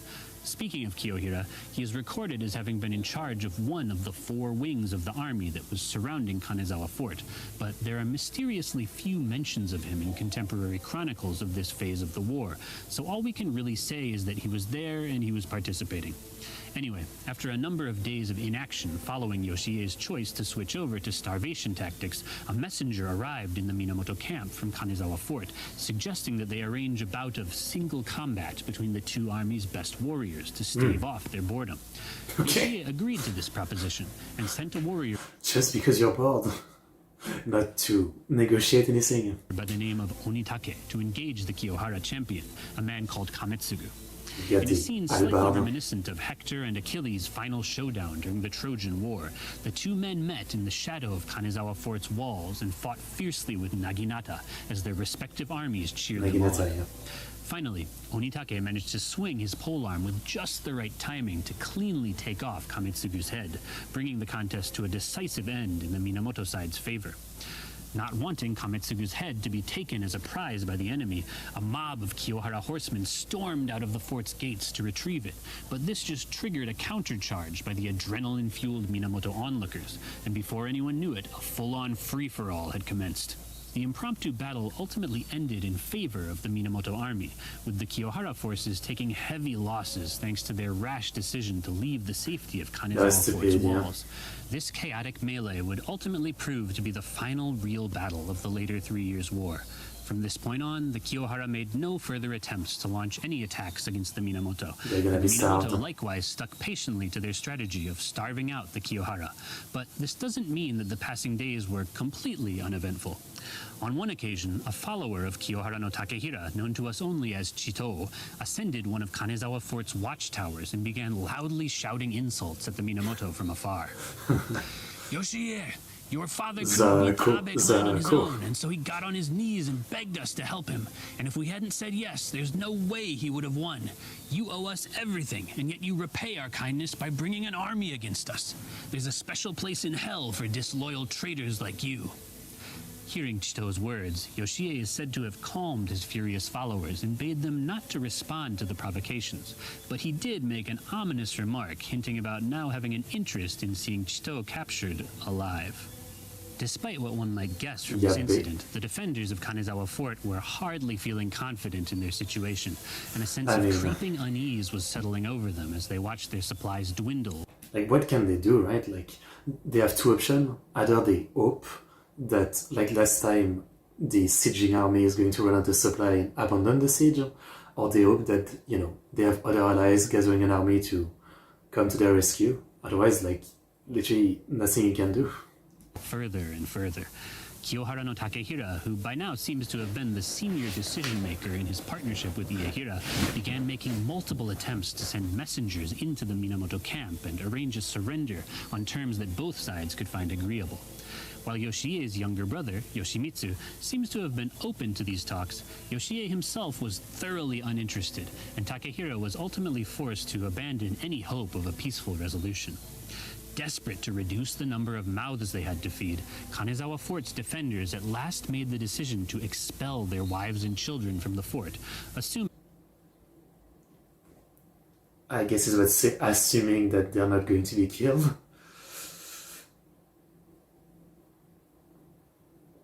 This is not gonna end well.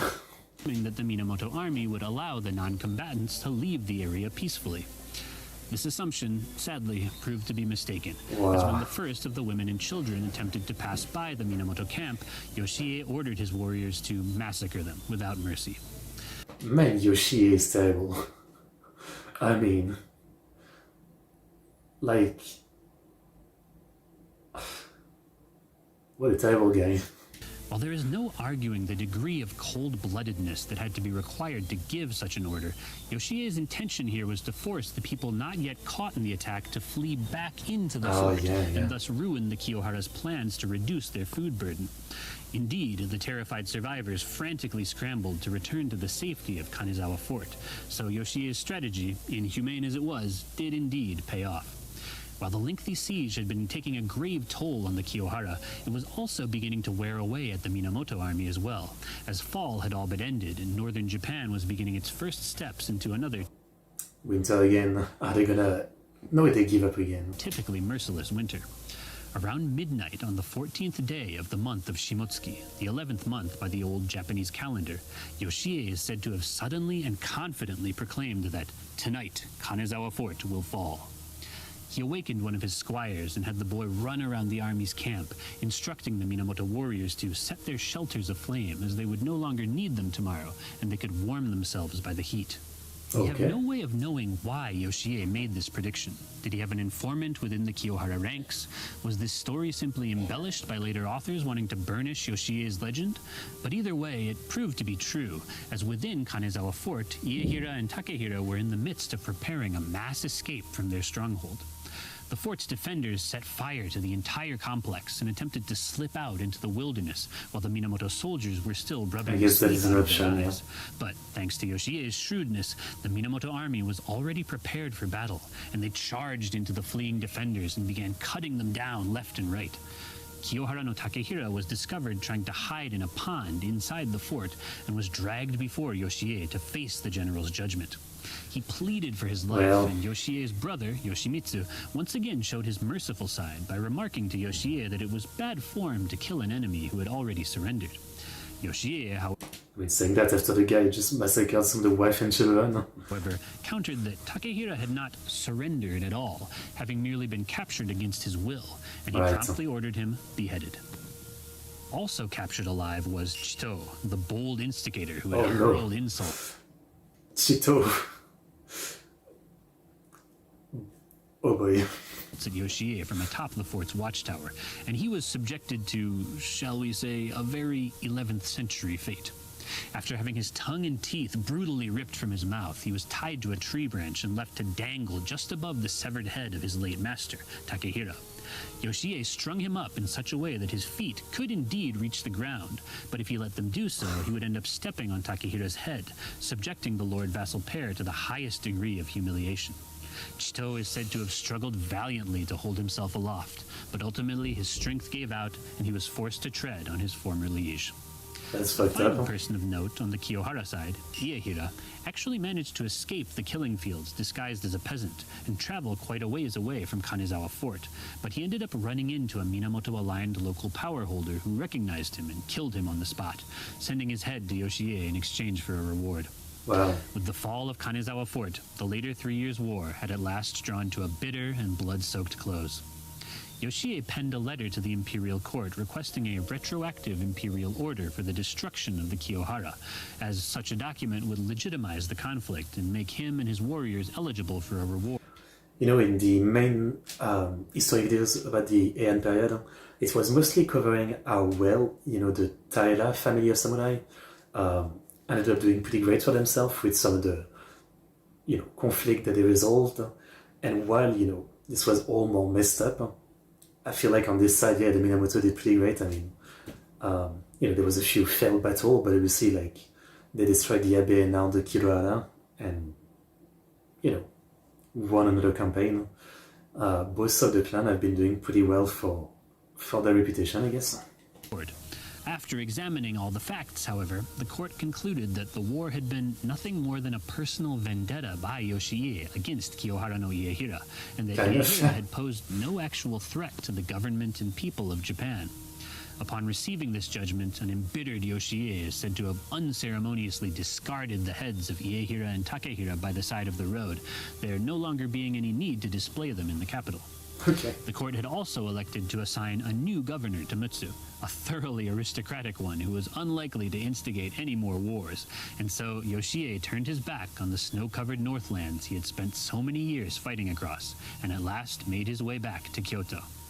Left high and dry by the court, but still wanting to compensate his followers for their years of service, he dipped into the vast Minamoto family coffers and rewarded all of his warriors out of his own pocket, in the process cementing his legend as a noble commander who looked out for his troops even when no one else would. Ironically, the court's refusal to officially recognize the legitimacy of the later 3 Years' War created a golden opportunity for Yoshiie to forge bonds with his followers that existed on a purely personal level. Yoshiie had ceased to be a middleman for government rewards, and had instead become the very source of those rewards, offering his followers a new, alternative target for their loyalty, and in the process reducing the importance of the imperial court in the eyes of the average samurai warrior. Yeah, fair enough. These warriors had now spent the last 2 generations fighting epic conflicts under Minamoto generals on their country's wild and far-off frontier, and the legends and tales of valor born out of these wars would go on to be cherished for centuries as badges of honor by their participants' descendants. These descendants would look back on these conflicts through heavy nostalgia goggles as shining examples of how the world of the warrior ought to be, illustrating everything from battlefield conduct to the ideal relationship between a lord and his vassals. In this sense, the former 9 and later 3 Years' Wars created the dynamic between the Minamoto and the lesser samurai families of Japan that would one day allow the Minamoto to unite those families under their leadership and establish the country's first shogunal government at the close of the 12th century. I did not even realize. I mean, again, we're still learning and we still haven't gotten that far, right? But yeah, okay. So the Minamoto are the one who eventually starts the shogunate breaking away from the emperor, basically. Interesting. If you're a subscriber of this channel, though, I'm sure that is a story with which you are already familiar. Not yet.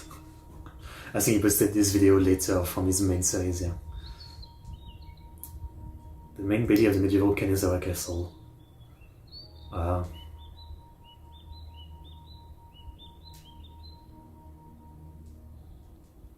Could be a movie, this whole battle. When the Minamoto army had dispersed and the dust had settled, the last man left standing in the ravaged Tohoku region was Kiyohara no Kiyohira, heir either by blood or by adoption to both of the North's great fallen clans. Despite this, control of northern Japan did not immediately pass into Kiyohira's hands, as the central government eyed him with a great deal of suspicion as a rabble-rouser and co-conspirator of the warmongering Minamoto no Yoshiie. Yeah. Still, having been through all the tumultuous things he had in his 31 years of life, he pushed forward in spite of the circumstances and worked to re-establish his position as an important local figure. He married a female relative of the late Kiyohara no Takehira in order to reunite the divided remnants of the family, and he also worked to open up relations with the Fujiwara regent family in the capital by gifting them a pair of fine northern horses. He even spent several years living in the capital himself, partly to escape the chaos of the post-war North, but also partially to make connections and further educate himself on aristocratic culture. Around the tail end of the 11th century and the very beginning of the 12th, Mutsu province hosted a number of governors who were particularly lenient toward and cooperative with the local leadership class there, and it was during this period that Kiyohira seems to have at last returned home. Armed with his powerful new connections in the capital, Kiyohira worked under these governors as both their administrative and military right hand, and within a few years he had established himself as an indispensable local ally to the governor's office.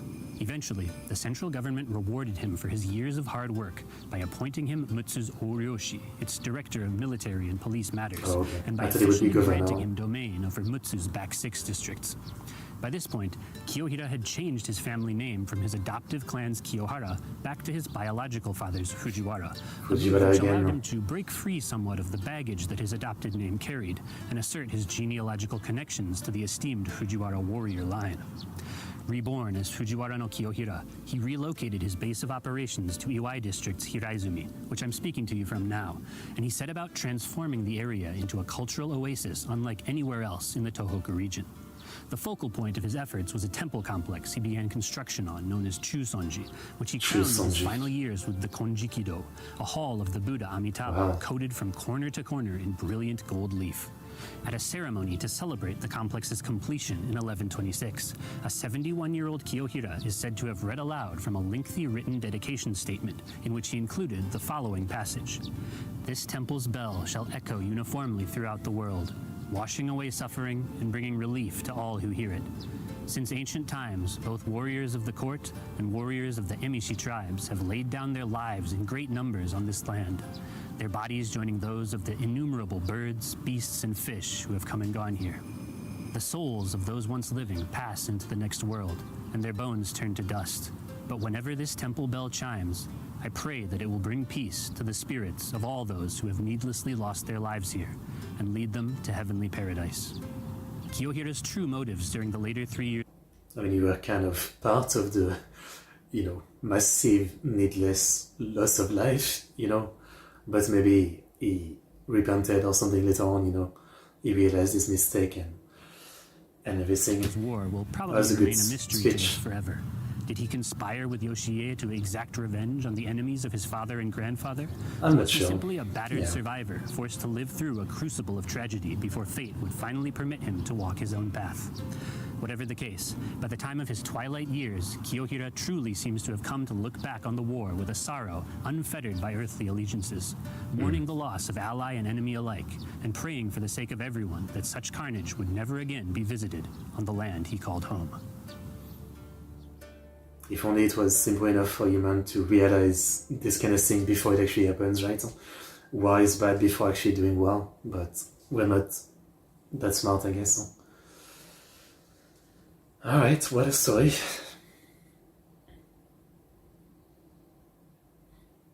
Man, that was something. And that, my friends, is the story of the former 9 years and later 3 years wars. Two of the most important and yet also mysterious conflicts in the history of the samurai, and indeed the entire country of Japan. As promised in the intro, before we go, I do want to take a minute to touch on why both these wars bear names that do not accurately reflect how long either of them actually lasted.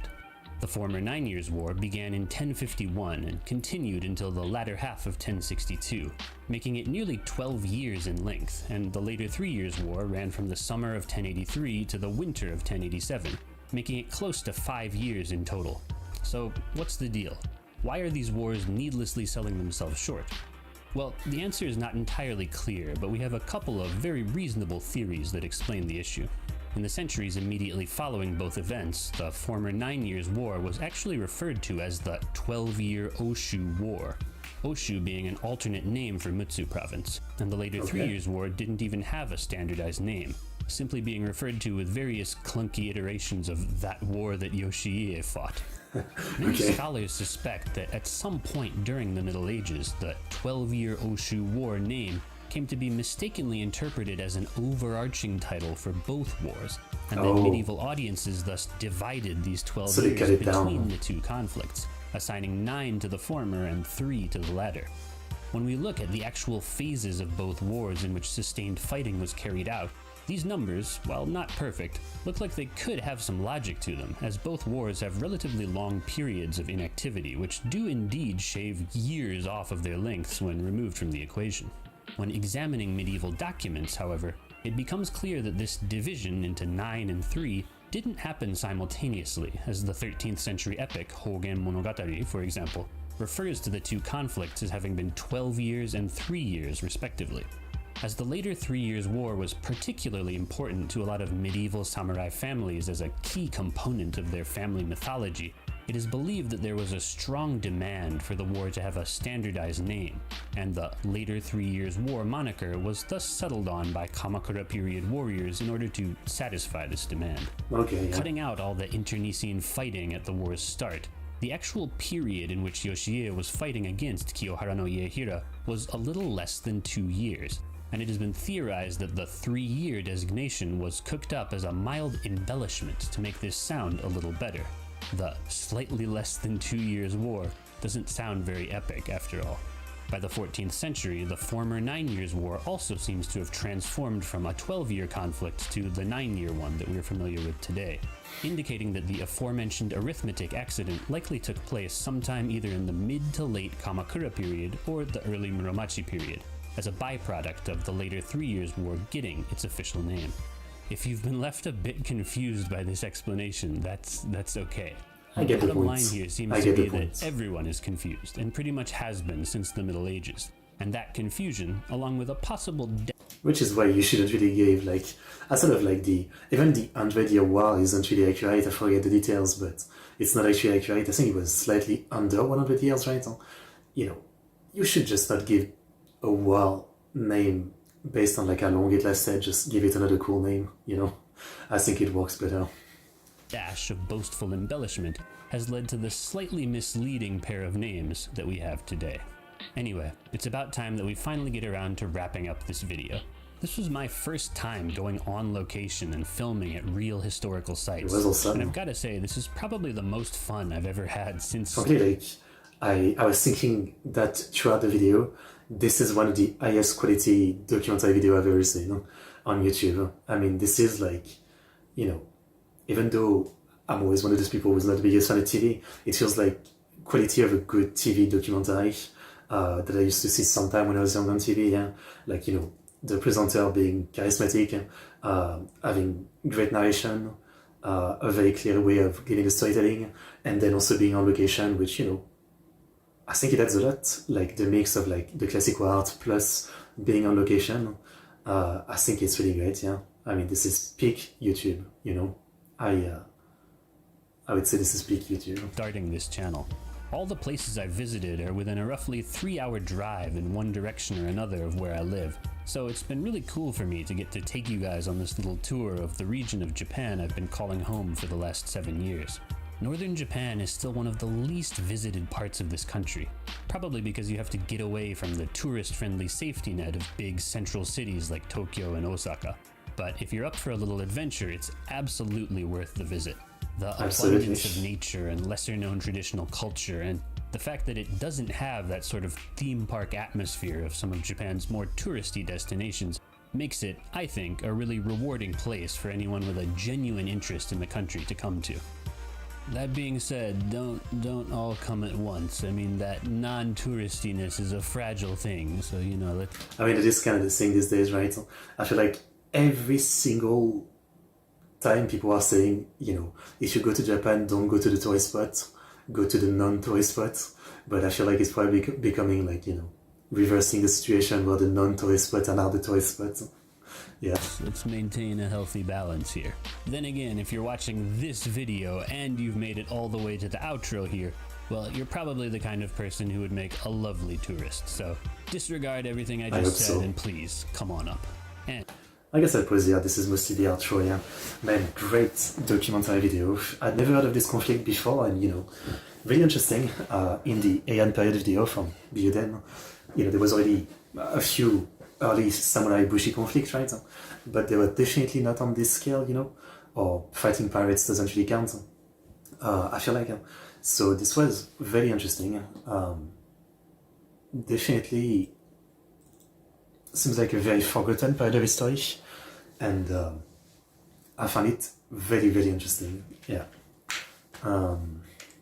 Incredible documentary. This is peak quality. I really enjoyed that. Yeah, that was amazing. That was amazing. I wonder if there's like any media I could check out about this, any game, any anime, or anything. Yeah, could be interesting. Maybe some manga. There's always some manga about everything. Okay, so yeah, What can I say about this whole period? Really interesting. Definitely made me know the Minamoto side a lot more, right? I would say that, there was a lot of stuff that was interesting on the side of like the smaller side politics. This time we didn't focus like as much on the imperial court and the emperor or something. It was, like the smaller clans in the north of Honshu, their own politics, their fighting, the stuff like that, yeah. Pokemon Center was my recommendation, but a kill happened yesterday or something? What? A kill happened? What do you mean? Who got killed? So yeah, very interesting. But we've got one more, a murder case. Okay. Well, that's something. But yeah, so we still have one more major video for the Heian period, at least for now, until eventually I finish this chronological history series, well, initial series, and then we going back to different era, right? But yeah, we have the Genpei War, which I think is right at the end of the Heian period, just before the start of the Kamakura period. I've heard the name the Genpei War before, but I don't think I know much about it. I know there's another like samurai versus samurai conflict, but that's it. But now that we know all this, I wonder if it's like the Taira versus the Minamoto, because like who else can it be at this point? I mean, I don't know how close it is to this actually. Well, let's watch the video and find out. So the Genpei War, the Samurai War that ended in era. Oh yeah, looking at the date, it's 100 years later, I think. Okay. By Byuden.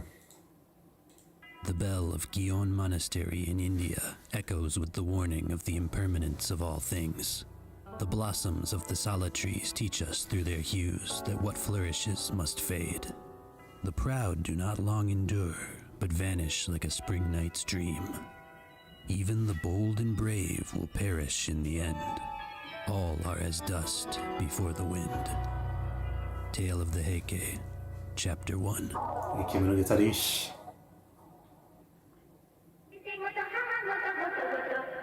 He really has two voices now, sometimes it's kind of clean, and sometimes he has a very, I have been speaking for 10 hours that day, and I cannot speak anymore kind of voice. I think he's a teacher, so that would make sense.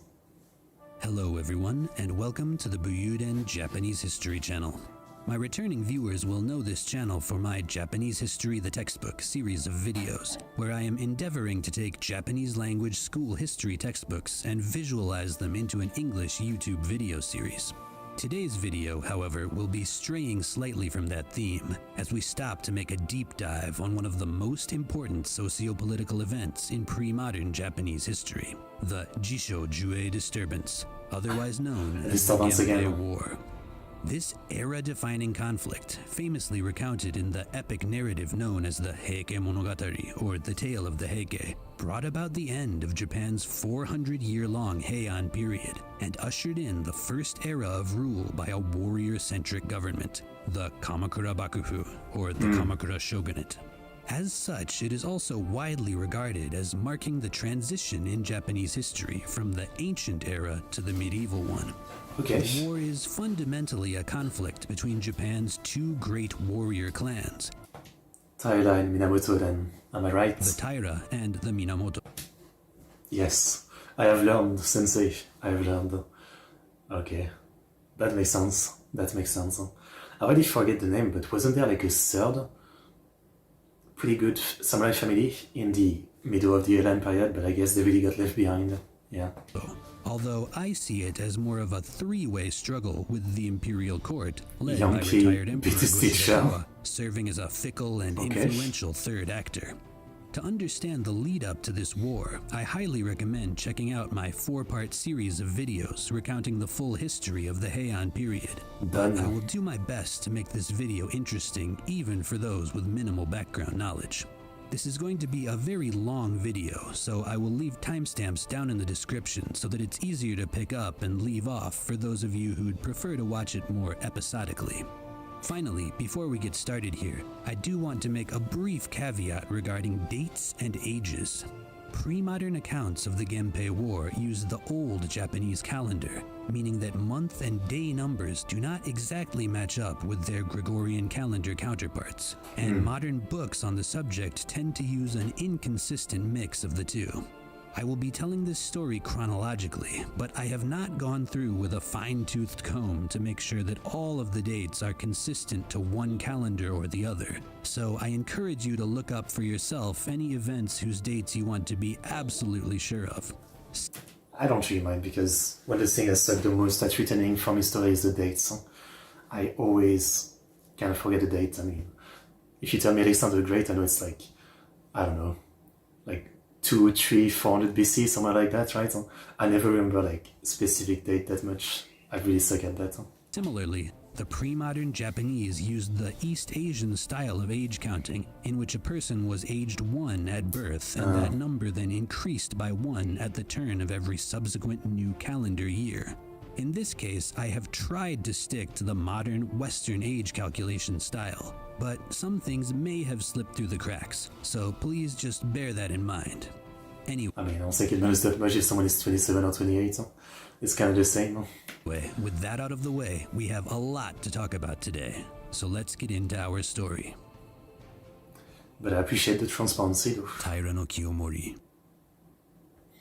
By 1167, Taira no Kiyomori was arguably the most powerful man in Japan. The emperor had just proclaimed him Daijo Daijin. I mean, it's kind of like, it might sound stupid, because I think for some people it's pretty easy, but I've always struggled with like the 18th century is actually 1700, right? And, it makes sense, but it's also like, I've always found it very confusing. For a long time when I was young, like when people would say like, I would always be confused why we are in the 21st century when we are in the year 2010 or something, right? Shouldn't we be in the 20th century? But yeah, I don't like it. It does get confusing if you have a weird brain, I guess. For a lot of people, it seems like it's not a problem, but for me, I always don't like it. Grand Chancellor of the Realm, ancient Japan's equivalent to the office of Prime Minister. And unlike most of his aristocratic peers, he was also in possession of the private military muscle to back up his elite political status. You see, Taira no Kiyomori belonged to a group which history scholars refer to as the Bushi, a stratum of Japanese society that specialized in the arts of war as a sort of esteemed family tradition. From the point of view of a commoner, the Bushi were without a doubt on the aristocratic side of the social spectrum, but the position they occupied within that aristocratic world was hardly an exalted one. They were the bodyguards, the enforcers, the men whose job it was to keep the brigands and would-be rebels in check, so that the truly blue-blooded family... Gengo system, 2026, but some say Lewa 8. That's right, yeah, you guys have the that system, which I also imagine can be confusing, because you have to remember like when the era started and then calculate from there, yeah. It also sounds like you would get confused easily. I understand. Yeah. Of Kyoto could continue to collect a paycheck from their far-flung territories and maintain their status and lifestyle. Indeed, it was their role as subordinates of the aristocratic elite that led, in the first place, to them being termed samurai, those who serve the noble. However, this status quo began to greatly shift during the time of Kiyomori's father and grandfather, who combined their family's traditional military might with a new level of political savvy and business acumen to reach a position of influence in the Heian imperial court that smashed all precedents and expectations for their social class. In Issei, I remember when I was born in Issei, but Reiwa has nothing to do with me. I mean, I guess you just know that we are in this era right now, yeah? Fair enough. I don't really... I haven't really like remembered the era yet. I think 80s around there was Showa. After that, I don't remember. And then, yeah, right now is Lewa, but what's the one before? I forget. Yeah, I don't remember. I haven't learned that yet. Class. It was Kiyomori himself who brought this multi-generational endeavor to its triumphant completion, defending the imperial house through two violent internal conflicts, the Hogen and Heiji disturbances, and in the process proving himself and his warriors to be the glue holding the political system together. Moreover, in the second of these two disturbances, Kiyomori's Taira had dealt a crippling blow to one of their greatest competitors, Japan's other great Bushi warrior clan, the Seiwa Genji, known to us colloquially as the Minamoto. Their chieftain, Minamoto no Yoshitomo, had been savagely murdered during the conflict's conclusion, and his two eldest sons, aged 20 and 16 respectively, had met a tragic fate as well. A number of younger sons, mere boys, also remained to the late Minamoto chieftain, but Taira no Kiyomori, seemingly satisfied with having neutered his rivals for the foreseeable future, chose to spare the children's lives in exchange for their exile from the capital. He then set about absorbing his rivals' old vassals by calling them to Kyoto in turns to serve guard duty under his supervision for periods of 3 years at a time. In the years that followed his victory over the Minamoto, Kiyomori gradually found himself welcomed deeper and deeper into the upper echelons of the aristocratic world, and he made absolutely sure to bring his relatives and offspring along for the ride. Within just a few years of Kiyomori attaining the aforementioned chancellor position, 16 other members of his Ise Taira clan would reach the status of Kugyo, the top tier of the Heian aristocracy, and more than 30 members of the clan would receive the Shoden privilege, allowing entry to the sitting emperor's personal living quarters. I guess the Taira are kind of like the new Fujiwara from a couple hundred years before, where, Fujiwara appeared and they did so well with the machination that they slowly really filled the ranks of the, high government, and now the Taira are kind of doing the same. Not only that, but roughly half of the land in the country would become the Chigyokoku, or proprietary provinces of the Ise Taira. The clan's fortunes were so superb that Kiyomori's brother-in-law, Taira no Tokitada, is said to have remarked, "Heike ni arazun ba hito ni arazu." If you're not a Taira, you're not anyone at all. Okay. Rumors even swirled among the residents of the capital that Kiyomori was in fact the secret illegitimate child of the late Emperor Shirakawa. His mother was, after all, a former lover of the deceased monarch, and how else could one explain Kiyomori's meteoric rise if not by the magic of royal blood? Whether this rumor was grounded in truth or not, by merit, I don't know. It seems to have done a lot to earn it, rather than like royal blood. It was certainly clear that the Taira were fast encroaching on the imperial throne, as Kiyomori's sister-in-law, Taira no Shigeko, had already borne a son for the patriarch of the imperial family, the retired emperor Go-Shirakawa. It should be noted that Shigeko hailed from a non-warrior branch of the Kanmu Taira, which was quite distant from Kiyomori's own branch, but their in-law relationship meant that the two families were still connected quite intimately. Just 3 months after being appointed Grand Chancellor, Kiyomori resigned from the position. Its mere presence on his resume would ensure that his progeny were now qualified for any position within the imperial bureaucracy. But Kiyomori himself had become more than powerful enough to no longer have need of political titles. The following year, Kiyomori experienced a close brush with death during a particularly severe illness, and although he ultimately recovered, the incident led him to enter the Buddhist priesthood and, superficially at least, discard his secular life. This would technically be the moment when Kiyomori took on the shaved head appearance that most history fans identify him with, but many pre-modern illustrations portray him this way even in depictions of chronologically earlier events. Okay. After receiving his second lease on life, Kiyomori chose to abandon the capital and relocate to a villa he kept in a place called Fukuhara, the location of the modern-day city of Kobe. He would maintain this as his permanent residence for the rest of his life, thereafter only returning to Kyoto to deal with situations of political or military emergency. The term Arazumba, by the saying, if you're not Allah, you're not anyone, and I wonder if he hadn't said this, the term wouldn't be anymore. Interesting. So it's still used after 1,000 years. That's cool. The Taira clan had built their multi-generational wealth in large part thanks to engaging in maritime trade, particularly with merchants from Song China. And Kiyomori's choice to move his base of operations to Fukuhara was strongly motivated by a desire to return to a more active participation in this family business.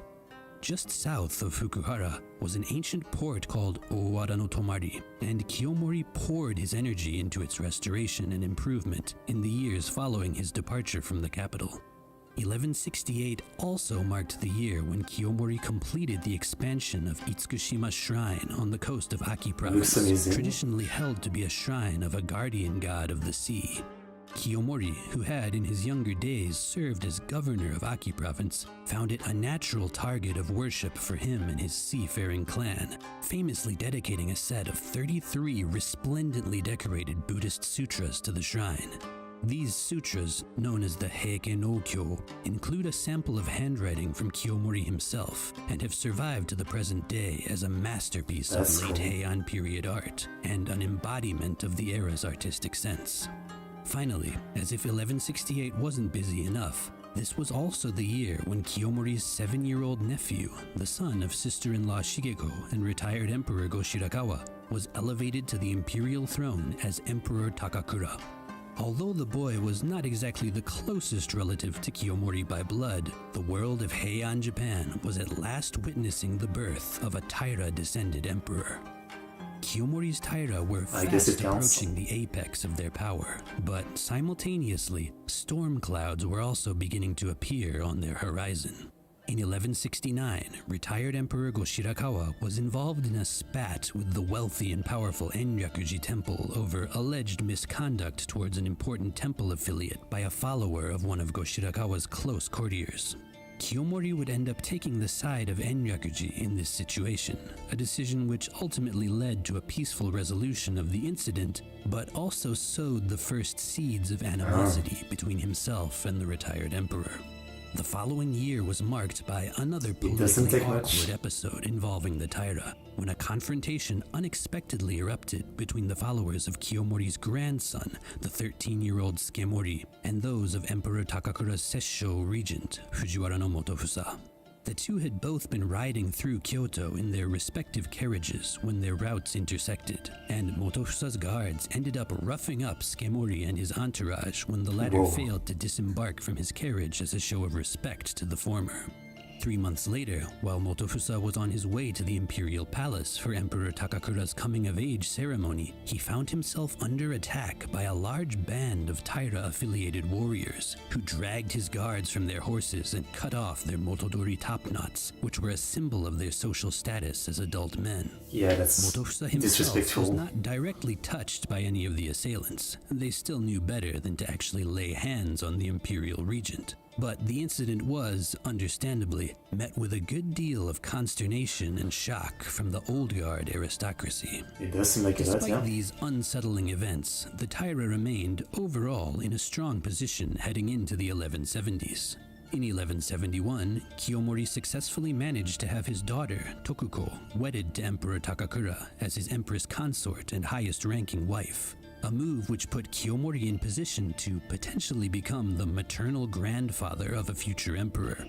This maternal grandfather position was what had allowed the northern house of the Fujiwara clan to establish de facto control over Japan's government in the 10th and 11th centuries, and the significance of this new development was thus undoubtedly not lost on Kiyomori's aristocratic peers.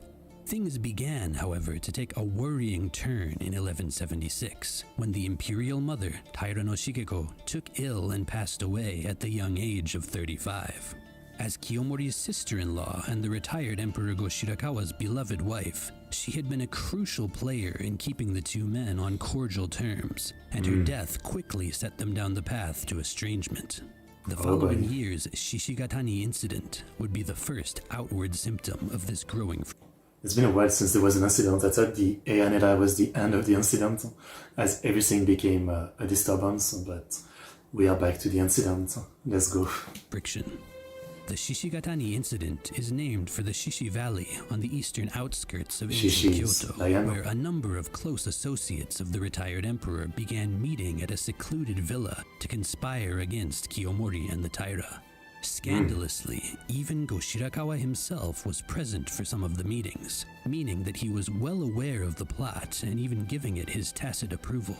In the tale of the Heike's portrayal of one of these meetings, the conspirators revel in making a series of bad puns about wine jars, based on the fact that, in Japanese, the word meaning wine jar and the word referring to the Taira clan itself are homonyms, both being pronounced heishi. For example, one of the conspirators intentionally knocks over one of the jars and then jokes that the heishi have fallen. Sadly for the Shishigatani conspirators, their plot would never advance much beyond the witty dad joke stage, as one of their members eventually got cold feet and confessed the entire thing to Kiyomori. Despite his initial shock, the Taira patriarch quickly sprang into action, arresting the conspirators, executing one of them, and sending the rest into exile far from the capital. He then presented Goshirakawa with a detailed written confession from one of the plotters to justify his actions, a confession which, naturally, included mention of Goshirakawa's own involvement in the conspiracy, thus making it subtly clear that this detail was no secret to Kiyomori. Right around this time, two large fires had shaken the people and infrastructure of Kyoto. These were 1177's Angen no Taika, or the Great Fire of the Angen era, and 1178's Jisho no Taika, or the Great Fire of the Jisho era. During the former, roughly a third of Kyoto burned to the ground, including 16 residences belonging to top-level aristocrats and a significant amount of the Daidairi Palace complex. Amongst the court buildings lost was the Daigokuden, which was used for holding events of national importance, such as the imperial coronation ceremony. Although the Daigokuden had burned down twice in the past, its demise in the Angen fire would prove final, as it would not be rebuilt, and its destruction led to difficulty in planning the coronation of... I wonder why they keep doing it. I mean, in all those videos they keep talking about how many times things burn in the Kyoto capital, and yet they keep building with burnable material, right? I mean, I guess at this point Japan doesn't have any kind of history maybe of stone buildings, but I don't know. I mean, anytime you're gonna rebuild with wood and everything burns, you know what I mean? Like, maybe try building a different way? No? New emperors. It is rumored that the timing of the Shishigatani conspiracy was influenced by the fires, with the plotters hoping that the chaos in Kyoto would make their movements less conspicuous, but this is just a theory. Shortly after the fires, in 1180, Kyoto experienced an extremely strong Tsumujikaze whirlwind. While mild whirlwinds in Kyoto are apparently not uncommon, one of this scale was unprecedented, and it stripped houses down to their framework along a roughly 3-kilometer stretch. To the people of late Heian Japan, it must have almost seemed that nature itself was coming to reflect the era's ominous sense of political unease. Yeah.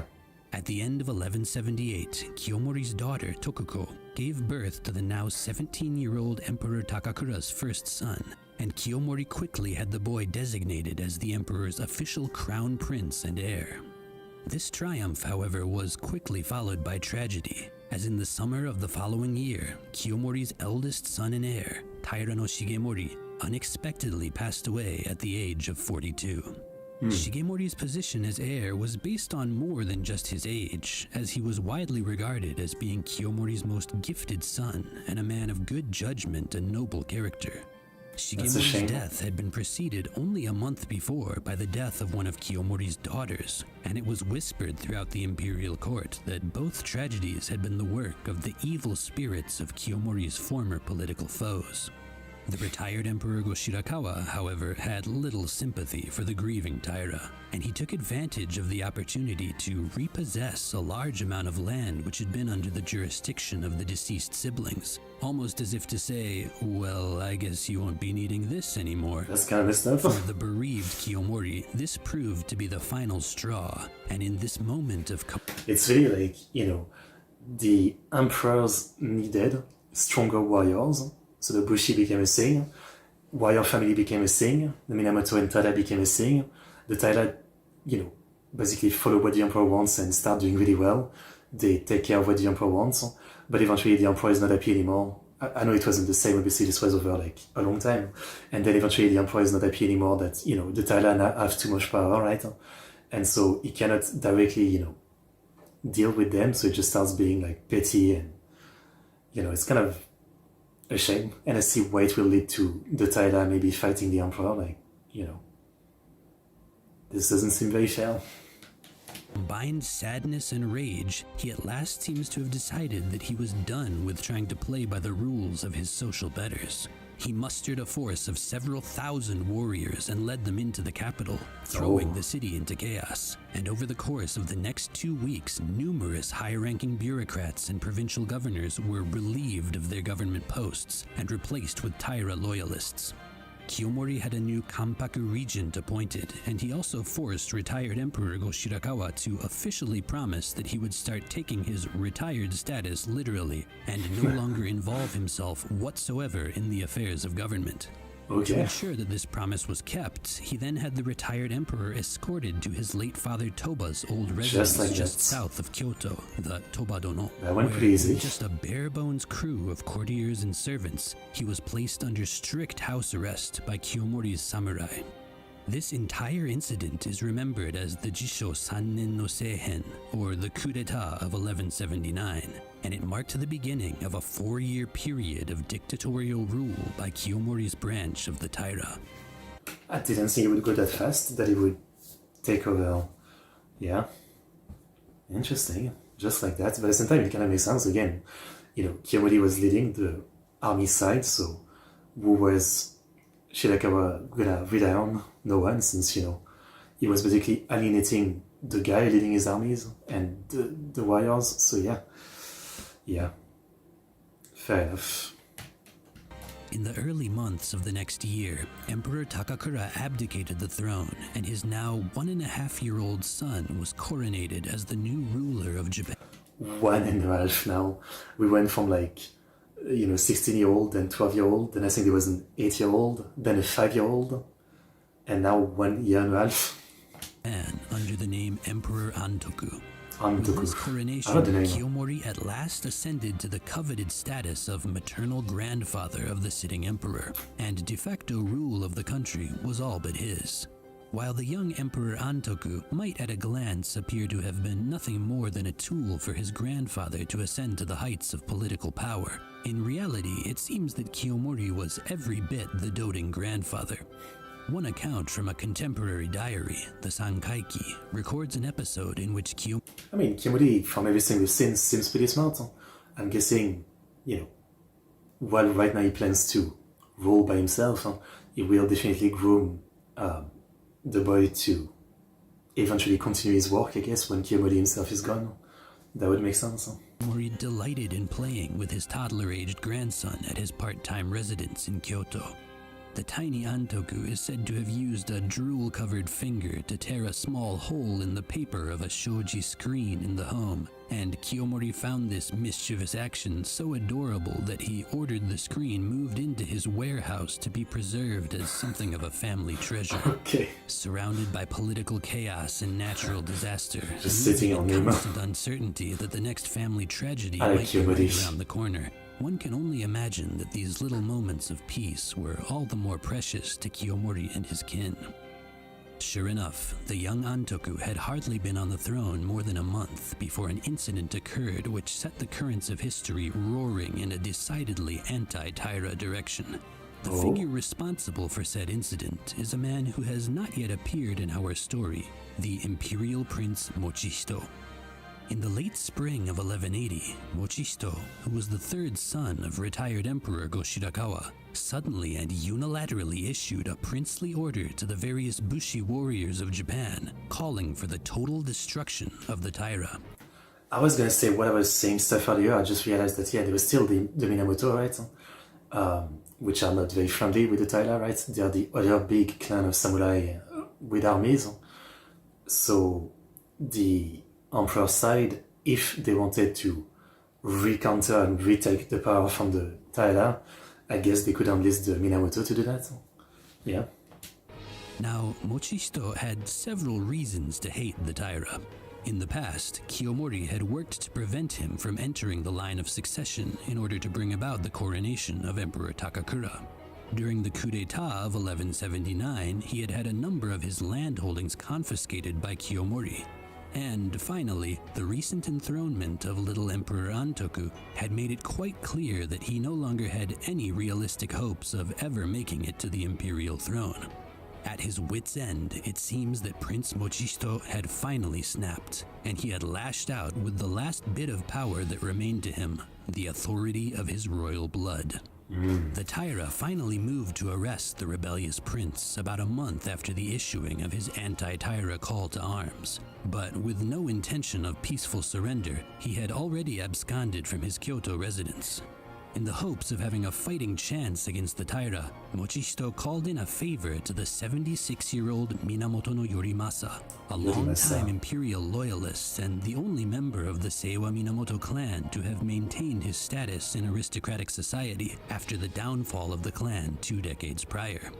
Along with about 50 horsemen, Did the clan fall? No, this is like very long after Yoshie, right, from the last video. Yeah, this is very long after that. two attempted to make their way down to Nara to seek military aid from the temple of Kofukuji, but a force of some 300 Taira loyalists caught up with them as they were resting at the Byodoin temple. The ensuing battle, sometimes called the Battle of the Byodoin, marks the official beginning of the Genpei War. Alright. The Byodoin sits on the side of the Uji River opposite of Kyoto, and Mochisto's men had already partially dismantled the river's bridge to stymie any potential pursuers, meaning that the river became the primary obstacle around which the coming battle would revolve. The superhuman fighting of the 3 warrior monks Tajima, Meishu, and Ichirai Hoshi atop the stripped bridge frame is a famous fictional episode from this battle, with the first, Tajima, dodging and parrying a hail of Taira arrows. The second, Meishu, running barefoot along the beams of the bridge with perfect balance. And the third, Ichirai Hoshi, entering battle by somersaulting through the air over Meishu's head. Anyway, the Taira troops managed It's not Dynasty Warriors, come on. to cross the river by closely clustering their horses together so as to withstand the river's current. And once on the other side, they outnumbered and overwhelmed the Mochisto loyalists. The elderly Yorimasa opted to take his own life once defeat became imminent, and the ever-tenacious Prince Mochisto attempted to flee and live to fight another day, but was ultimately killed by an arrow from his pursuers. Mochisto's fight had ended, but his actions had sparked a rebellion that would live on far past his own death, as his anti-Taira call to arms was already being transmitted far and wide throughout the provinces. It should be a clear foreshadowing of events to come that the Azuma Kagami, the late 13th, early 14th century history of the Kamakura shogunate, begins its tale with the issuing of Mochisto's order. Just a few weeks after Mochisto's death, in reaction to the growing anti-Taira atmosphere in and around Kyoto, Taira no Kiyomori made a shocking decision. Japan's capital, and thus the permanent residences of the emperor and retired emperors, would be relocated to his home base of Fukuhara. This decision came Okay, again. How many times are you gonna move the capital? I actually thought it stayed in Kyoto for a long time, but I guess not. Or maybe, Kyoto is still technically the real capital. When they move it again, it doesn't count anymore. Completely out of the blue for the people of Kyoto, and caused a significant amount of unrest, especially considering that the city had been operating as Japan's capital for nearly 4 centuries. However, the emperor and all the high-level bureaucrats were now heading to Fukuhara, so anyone wishing to advance in so just, someone else can walk in and say, actually, this is the real capital, so I'm the king now. I'm the captain now. The political or social world had little choice but to do the same. Many houses were deconstructed and rafted down the Yodo River, and Kyoto became like a ghost town. Unfortunately, Fukuhara was a far cry from Kyoto in both its elegance and its functionality as a capital. While its being on the coast of the Seto Inland Sea put it in an advantageous place commercially and militarily for the Taira, it was much smaller than the old capital, and the fact that it was surrounded by mountains on its non-coastal sides meant that its possibility for expansion was rather limited. When the contemporary writer and poet Kamo no Chome visited the new capital, he remarked that buildings were sparse, everyone was classlessly dressed like a warrior or a peasant, and there was a general atmosphere of worry and unease. Kiyomori's resolve was as strong as ever. I do like Kiyomori, and I think he did very well from like the beginning of his story to, I guess, taking power, but he is kind of messing up now, it seems. Obviously, I know that he's gonna lose, but yeah, he was doing pretty well until taking power. Like, once he took power, things were pretty good, but this definitely seems like the first big mistake. Now a political party is saying that they're gonna make Osaka another capital, but why? But it was becoming less and less clear to what degree society would be able, or willing for that matter, to keep up with him. Yeah, this seems like a big mistake. Minamoto no Yoritomo. Yoritomo. In late April of 1180, just over a month before the capital transferred to Fukuhara, Prince Mochihito's order for the destruction of the Taira reached the Yakata residence of one Hojo Tokimasa, a powerful Bushi warrior and landholder of Izu province in the eastern Kanto region. The Hojo traced their lineage back to the Kammu Taira, making them But that's a good thing, right? Like, you want the capital to be like the biggest city, the busiest city, That makes sense. That's kind of like what you want the capital to be. Distant relatives of Taira no Kiyomori's branch of said clan, and for 2 decades now, Tokimasa had been entrusted with the supervision of Minamoto no Yoritomo, the exiled heir to the main line of the Seiwa Minamoto clan. As we briefly noted at the start of this video, Yoritomo's father and 2 elder brothers had perished at the close of a small civil war called the Heiji Disturbance in 1160. Yoritomo himself was in his early teens at the time, making him easily old enough to be treated as an adult and thus executed as such, but thanks to an earnest plea from Taira no Kiyomori's stepmother of all people, his life was spared. Okay. The traditional narrative holds that Kiyomori's stepmother was moved by Yoritomo's striking resemblance to one of her own sons who had tragically died young a decade or so earlier. And while this may be no more than a legend, it remains a touching anecdote, even nearly a millennium later. Either way, Yoritomo was shipped off to Izu province with only the tiniest handful of followers, and it was likely hoped that, under the supervision of the Hojo, he would live out the rest of his years there quietly and unambitiously.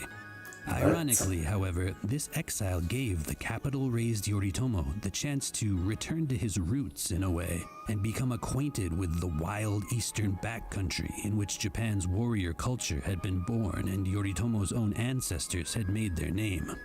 Over the course of his 20-year exile, Yoritomo also became extremely close with his Hojo overseers, even marrying Tokimasa's daughter, the fiery Hojo Masako, who allegedly ran away from home and threatened to never return in order to force her reluctant father into permitting the union. Yoritomo was residing in the Hojo residence when the news of Prince Mochihito's... For once, people who like each other actually marrying, that's nice. 9 out of 10, it doesn't seem like that.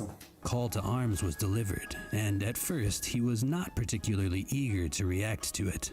However, when an aristocratic contact of his in the capital informed him that, as a potential threat to the Taira, his life was now likely in danger, he at last made the difficult decision to raise the flag of rebellion.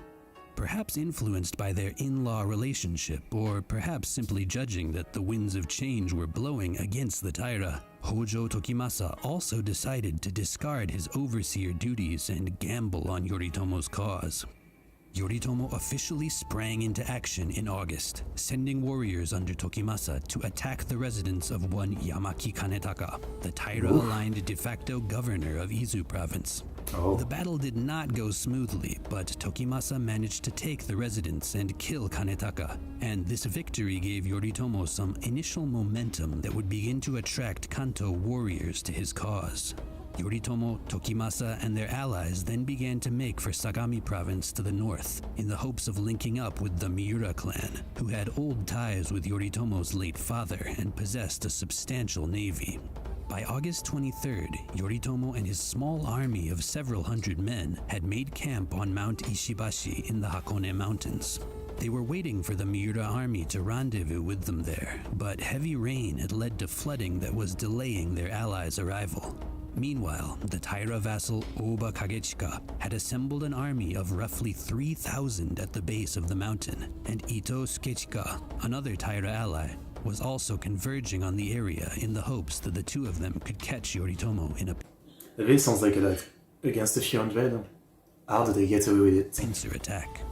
However, when Kagechika received word that the Miura army was drawing near, he feared the possibility of his own force being caught in a similar maneuver, and thus opted to move immediately, initiating a full assault on Yoritomo's camp and kicking off the Battle of Mount Ishibashi.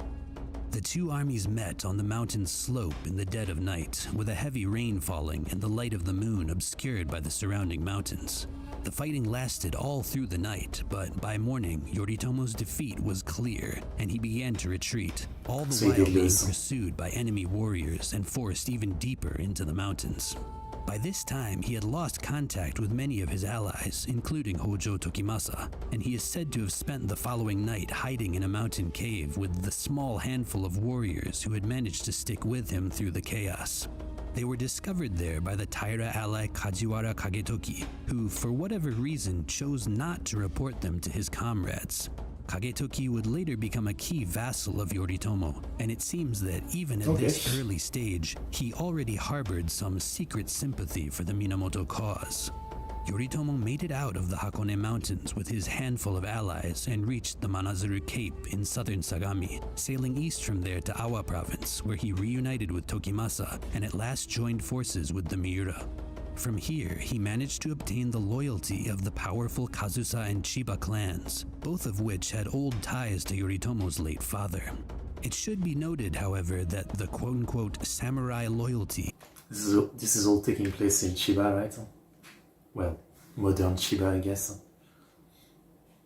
Okay. Late father. It should be noted, however, that the quote-unquote samurai loyalty that we like to romanticize today was far from the norm in this era, and a clan's former service to the Minamoto was by no means a guarantee that Yoritomo could count on their aid. Indeed, the aforementioned Oba Kagechika, who had led the army that crushed Yoritomo at Mount Ishibashi, was a warrior who had once fought under Yoritomo's father in the Hogen disturbance of 1156.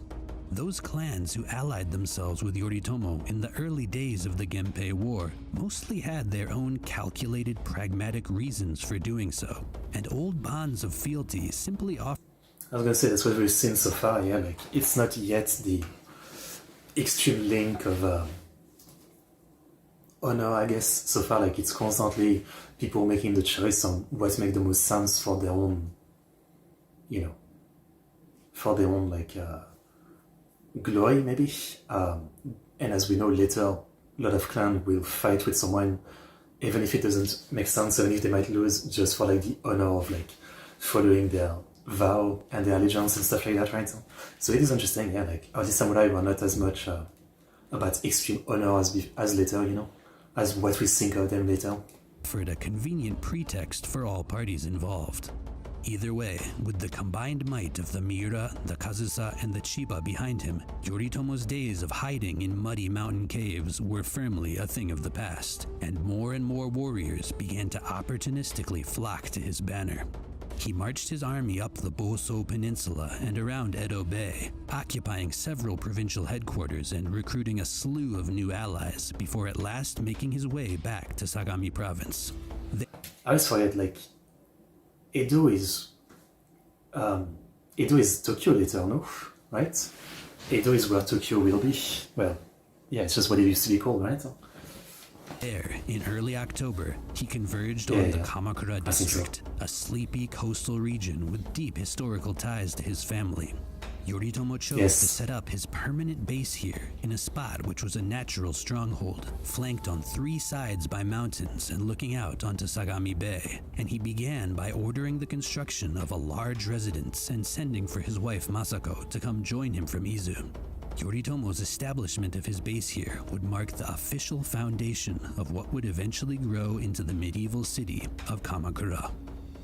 By this point, Yoritomo's rebellion had grown to a large enough scale that it had reached the attention of Taira no Kiyomori in Kyoto, and the latter had already begun assembling an army to march east and hopefully nip the whole uprising in the bud. Command of the Taira army had been entrusted to Kiyomori's 21-year-old grandson, Koremori, who had begun marching what was apparently a large but only tenuously united force toward Kanto in late September.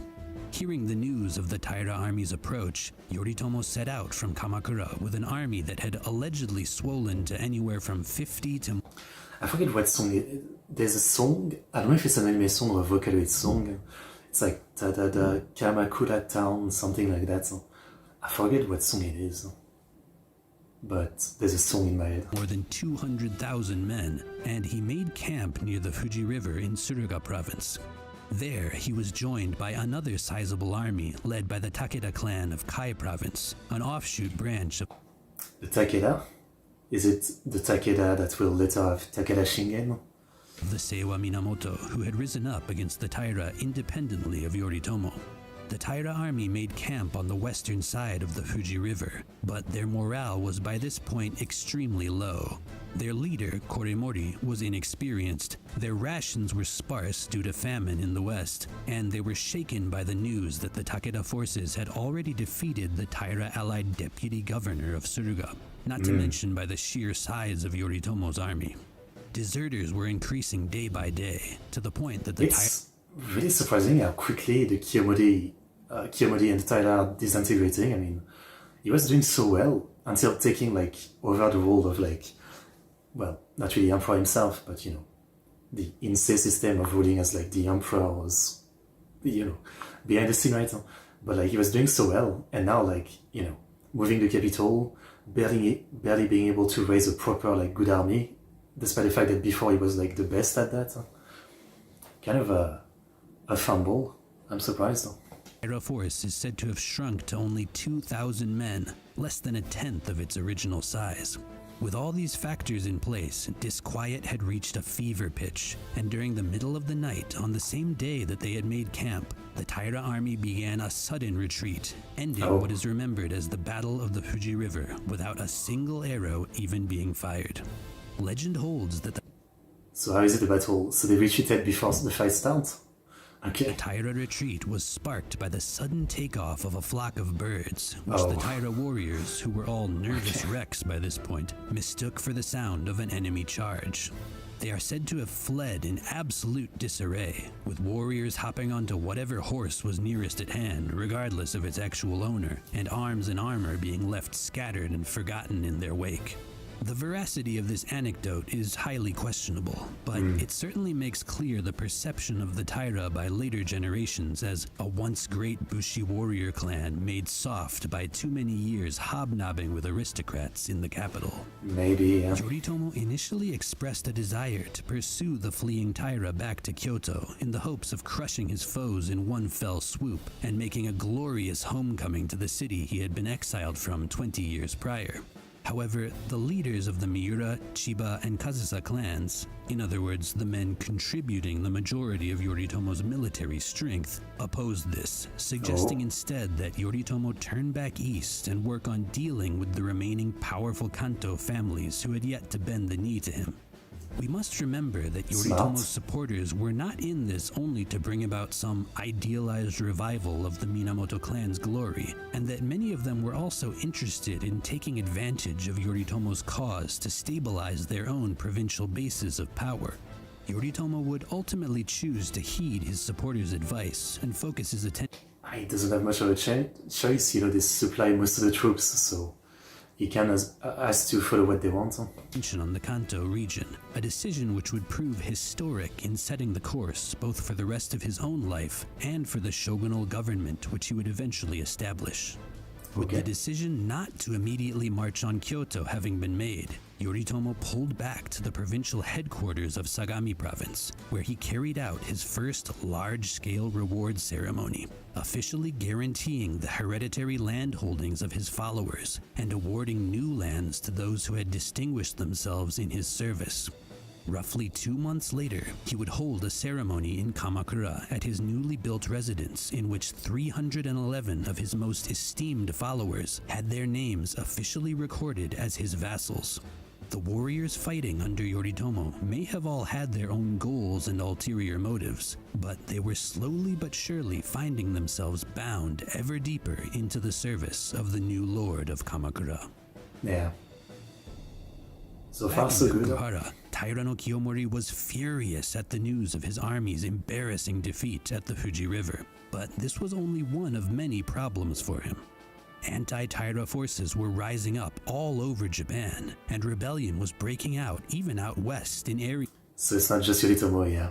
He's doomed. I mean, even if it was just Yoritomo, with what happened with his own army running like that, he was gonna really struggle to deal with him, but now if it's like the rest of the country, yeah, that went bad so fast for the Taira.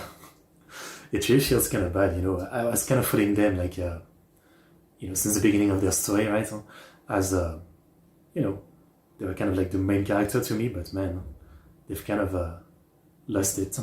That had traditionally been bastions of power for the Taira clan. With the situation as bad as it was, Kiyomori was begrudgingly forced to order that Kyoto be reinstated as the country's capital, and the seat of government returned there ASAP. He simply had too much on his plate to be worrying about designing city infrastructure. Then stop moving the capital, leave it in Kyoto. That was a waste of time in the first place. Back in Kyoto, Kiyomori quickly got to work striking back at his clan's enemies, sending his warriors to Omi province in December to defeat a Minamoto faction there and raise their base, the Temple of Onjoji. Later that same month, he sent forces under his son Shigehira to move against two of the great temples of Nara, Kofukuji and Todaiji, bastions of semi-independent power which had been consistently demonstrating a defiant attitude toward the Taira. Beyond just defeating the warrior monks of these temples in battle, the Taira forces then set fire to both temple complexes, creating a massive conflagration which resulted in the destruction of the great Buddha Hall of Tokyo. I mean, another terrible idea, right? It's gonna piss off all of the religious people against the Taira. Todaiji, and the death by fire of some 2,500 people. Wow. According to the tale of the Heike, the attack was never intended to go this far, and it simply spiraled out of control in the heat of the moment. Stupid But mistake, contemporary aristocratic diaries indicate that it was probably a very much premeditated affair. Either way, the incident cemented Kiyomori's reputation with the public as a butteki, an enemy of the Buddha, and a man for whom divine retribution almost certainly awaited. Right, it's like another terrible mistake, I mean. Like, how is this fumbling so bad? Again, you know, maybe he's going senile, but he seemed to have made so many great decisions when he was younger, and pretty logical decision, and now he's like doing, you know, all the worst decision. The people of Japan would not have to wait long to see Kiyomori pay the price of his alleged sins. In January of the new year, Kiyomori's son-in-law, the retired Emperor Takakura, died of illness at the young age of only 21, his health having been in a deteriorating state throughout the past year. Kiyomori spent the next month or so dealing with the political ramifications of Takakura's death, while also trying to juggle the problem of the rebellion that was breaking out against him all throughout the country. It's too In much. regard to the former, Kiyomori had the late Takakura's father, the wily old retired Emperor Goshirakawa, reinstated He's as back. the central pillar of aristocratic society, but he also married one of his younger daughters to the ex-sovereign as a literal ball and chain connecting Goshirakawa to the Taira. In regard to the latter, Kiyomori appointed his son Munemori to an old military position established way back in the Nara period that would give him the authority to raise troops and collect food supplies across a whopping 9 provinces in central Japan. Kiyomori's leadership was as active and confident as ever, showing no signs of faltering in the face of the ever-deepening chaos that was engulfing the country. But in late February, I mean, he faltered with some decision. It seems that his body... Also, it seems like a bad idea to bring back Shirakawa, who clearly doesn't like you. You wronged him. He wronged you. Seems like a bad idea to bring him back. He had finally had enough. His symptoms began with a headache, but soon developed into a raging fever which, according to legend, soon rose to inhuman levels of heat. One contemporary account records that it was as if Kiyomori's body was literally on fire, with servants pouring water over him and placing heaps of snow on his head, only for those things to instantly evaporate into clouds of steam.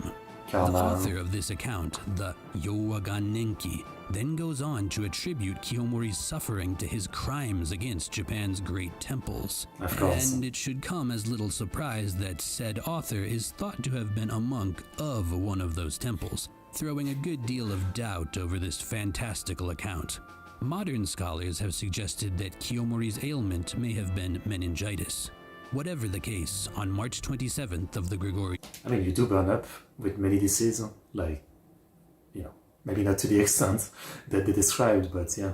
In calendar, the 64-year-old Taira no Kiyomori, the immovable rock who had anchored the Taira clan through nearly 3 decades of both prosperity and hardship, drew his final breath.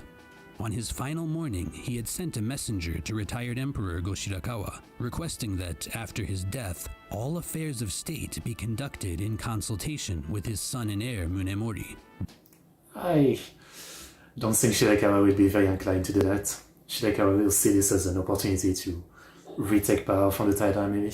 But ominously, he did not receive a clear reply. Some accounts hold that on the evening of Kiyomori's funeral, the sounds of a riotous party at the retired emperor's residence could be heard echoing into the Kyoto night. Kiyomori was succeeded as leader of the Taira by the aforementioned Munemori, who struggled to pull together a family that was becoming divided between those who wished to sue for peace with the Minamoto and those, including himself, who wished to continue the fight. Munemori used the military authority invested in him by his late father to implement harsh wartime policies across the parts of the country still under Taira influence, carrying out invasive surveys of people and supplies and even seizing homes in the capital for use in stationing his troops. Just a few weeks after Kiyomori's death, the large Taira army defeated a prominent Minamoto relative at the Tsunomata River near the border of Owari Province and Mino Province, gaining them some much-needed momentum. However, as soon as they returned to Kyoto, the area once again began to fall into a state of rebellion. Right around this time, a severe famine known as the Yowa famine was beginning, and it would continue into the following year. I mean, so far in the history of Japan, it's happened a few times, right? Every time it seems like there's a big conflict coming on, famine comes with it. And, you know, it does make some sense, right? With all of the, you know, the war, a lot of production is probably like stopped or, you know, decreased and all that. But yeah, it seems like so far it's really like lining up with the wars and the conflict. Well, in some other country, I feel like sometimes it's not really, you know, it happens a lot more often outside of war, you know? Drought in the spring and summer and flooding in the fall and winter were occurring, and the year's harvest was particularly bad. The poor health and hygiene brought on by starvation in turn led to plague. Some farmers began to abandon their fields, reducing crop yields even further, and the fighting in the provinces was also slowing the transport of goods to Kyoto. Since the city relied entirely on other areas for its food supply, it was quickly falling into a state of non-functionality as a capital. Robbery and robbery-motivated arson were becoming major problems, and people in all strata of society were dying of hunger and disease, with reports even circulating of some starving citizens beginning to cannibalize their dead. I don't think you ever need reports to ensure that. I mean, anytime there's a famine, it's bound to happen. It just makes sense.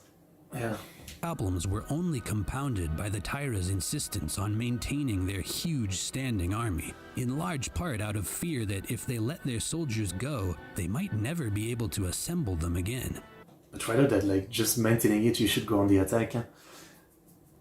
Man, it's done. I mean, look at all this. Yeah, there's really no chance. There's really no chance for the Taira.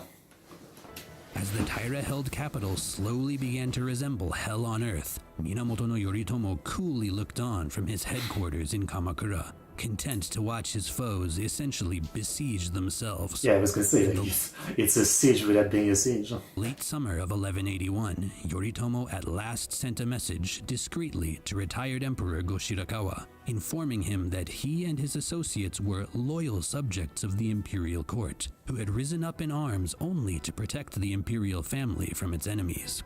Moreover, he stated that he would be happy to work together with the Taira, as his family had in times past, to return the country to a state of peace. Whatever his true intentions, Yoritomo's cool-headed and submissive stance here left an extremely positive impression on the retired emperor.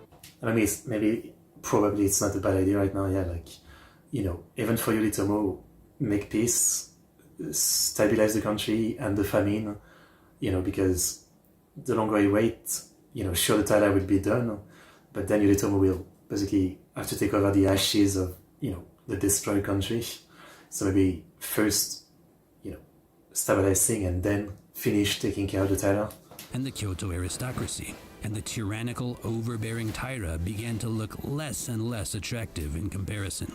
The retired emperor passed on Yoritomo's suggestion of Taira Minamoto cooperation to Munemori, who flatly refused to entertain such an idea. Yoritomo was a criminal and a rebel, and there would be no peace or cooperation with him and his ilk. One cannot help but wonder if the situation hadn't played out exactly as Yoritomo had planned. Kiso Yoshinaka. Minamoto no Yoritomo was the most high-profile person to respond to the late Prince Mochihito's order to destroy the Taira, but he was hardly the only one. Yeah. Just a month after Yoritomo himself had begun to raise troops in 1180, another important member of the Seiwa Minamoto clan had independently begun to do the same. Minamoto no Yoshinaka, better known to his contemporaries as Kiso Yoshinaka. Yoshinaka was Yoritomo's cousin, but there was little in the way of family bonds between the two men. Their fathers had been involved in a power struggle back in the 1150s, and Yoshinaka's father had ultimately been attacked and killed by Yoritomo's legendary older brother, Yoshihira. Yoshinaka, who was a baby at this time, barely escaped death himself and was spirited off to the Kiso Valley in Shinano province to be raised by the husband of his wet nurse. It was from his upbringing in the Kiso Valley that Yoshinaka came to be referred to as Kiso Yoshinaka, and while he seems to have grown up to love his foster family as fiercely as any, he never forgot about the blood relatives of his who were responsible for his father's premature demise. After receiving Mochihito's princely order, Yoshinaka called the warriors of Shinano to his banner and began to move against Taira sympathizers. His first move was to defeat the Taira vassal Ogasawara Yorinao, a victory which allowed him to move into his father's old territory of Kozuke province, where he was enthusiastically greeted by many of his father's old vassals. Kozuke, however, being the westernmost province of the Kanto region, was already part of Minamoto no Yoritomo's sphere of influence, and Yoshinaka opted to return to Shinano so as to avoid any fruitless conflicts with his estranged cousin. Instead, he chose to advance next into Echigo province, where he defeated the Jou clan, a branch family of the Taira whose antagonistic presence there was threatening him from behind and preventing him from being able to advance towards central Japan. After dealing with the Jou clan, Yoshinaka sent his 10-year-old son to Yoritomo in Kamakura as a hostage and a gesture of goodwill, and with this he at last seems to have felt secure enough to begin taking his local war to a national level. The ball really began to get rolling in March of 1183, after the Yowa famine had finally begun to let up, when the Taira dispatched their massive main army up towards the Hokurikudo region, basically the western side of northern Honshu. To prepare for this mobilization, the Taira had coercively pulled a large number of men and supplies from the various provinces of western Japan, with records even indicating that they conscripted a good deal of non-warrior peasants such as lumber workers. As a result, their allegedly 100,000 strong army was which again, like, only worsens the economy and the situation. I mean, those people are not working their production job anymore. Yeah, I mean, so many mistakes. Huge but fragile construction, hated by the local populace wherever they went thanks to their need to plunder local villages and temples for provisions. Even despite this, they initially experienced great success in their campaign, winning a number of small battles and capturing several fortifications held by anti-Taira forces aligned with Kiso Yoshinaka. The tides at last began to turn when the Taira army attempted to traverse the Kurikara mountain pass at the border of Kaga province and Etchu province. There, Yoshinaka quietly converged on their position with his own large army, encircling them and launching an attack from several directions in the dead of night. Legend holds that he also employed a strategy called the Kagyu no Kei, in which he tied torches to the horns of cattle and then sicked them on the Taira to cause even further chaos. Caught completely off guard, the Taira soldiers began a panicked retreat, but the area's unforgiving geography meant that even many of those who escaped the arrows of Yoshinaka's warriors still ended up falling to their deaths from the Kurikara Pass's steep cliffs. Yoshinaka pursued the demoralized and fleeing Taira into Kaga province, where he attacked and defeated them once again, doing enough damage that the Taira army that eventually made it back to Kyoto was only about a fifth of its original size. Yoshinaka continued to advance down the Hokurikudo, securing alliances with various local Minamoto branch families, and eventually making it down to Omi province. I'm worried though, like, how is this gonna work out with Yoritomo? Is he gonna ally with him? I mean, they might ally to take down the Taira fully, but after that, what happens? Because this guy is doing a lot of work, I mean, seriously. Just a hop and a skip away from Kyoto itself. By this point, the citizens of the capital had begun to eagerly await Yoshinaka as a righteous liberator, and even the powerful temple of Enryakuji had publicly expressed its support for him.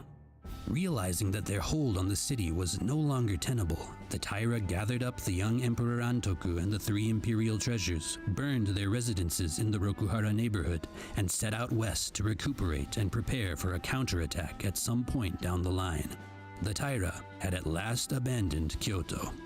They had also intended to bring the imperial patriarch Goshirakawa along with them, but as usual, the retired emperor was marching to his own tune, and he had already fled to Mount Hiei to avoid being swept up in the Taira plan.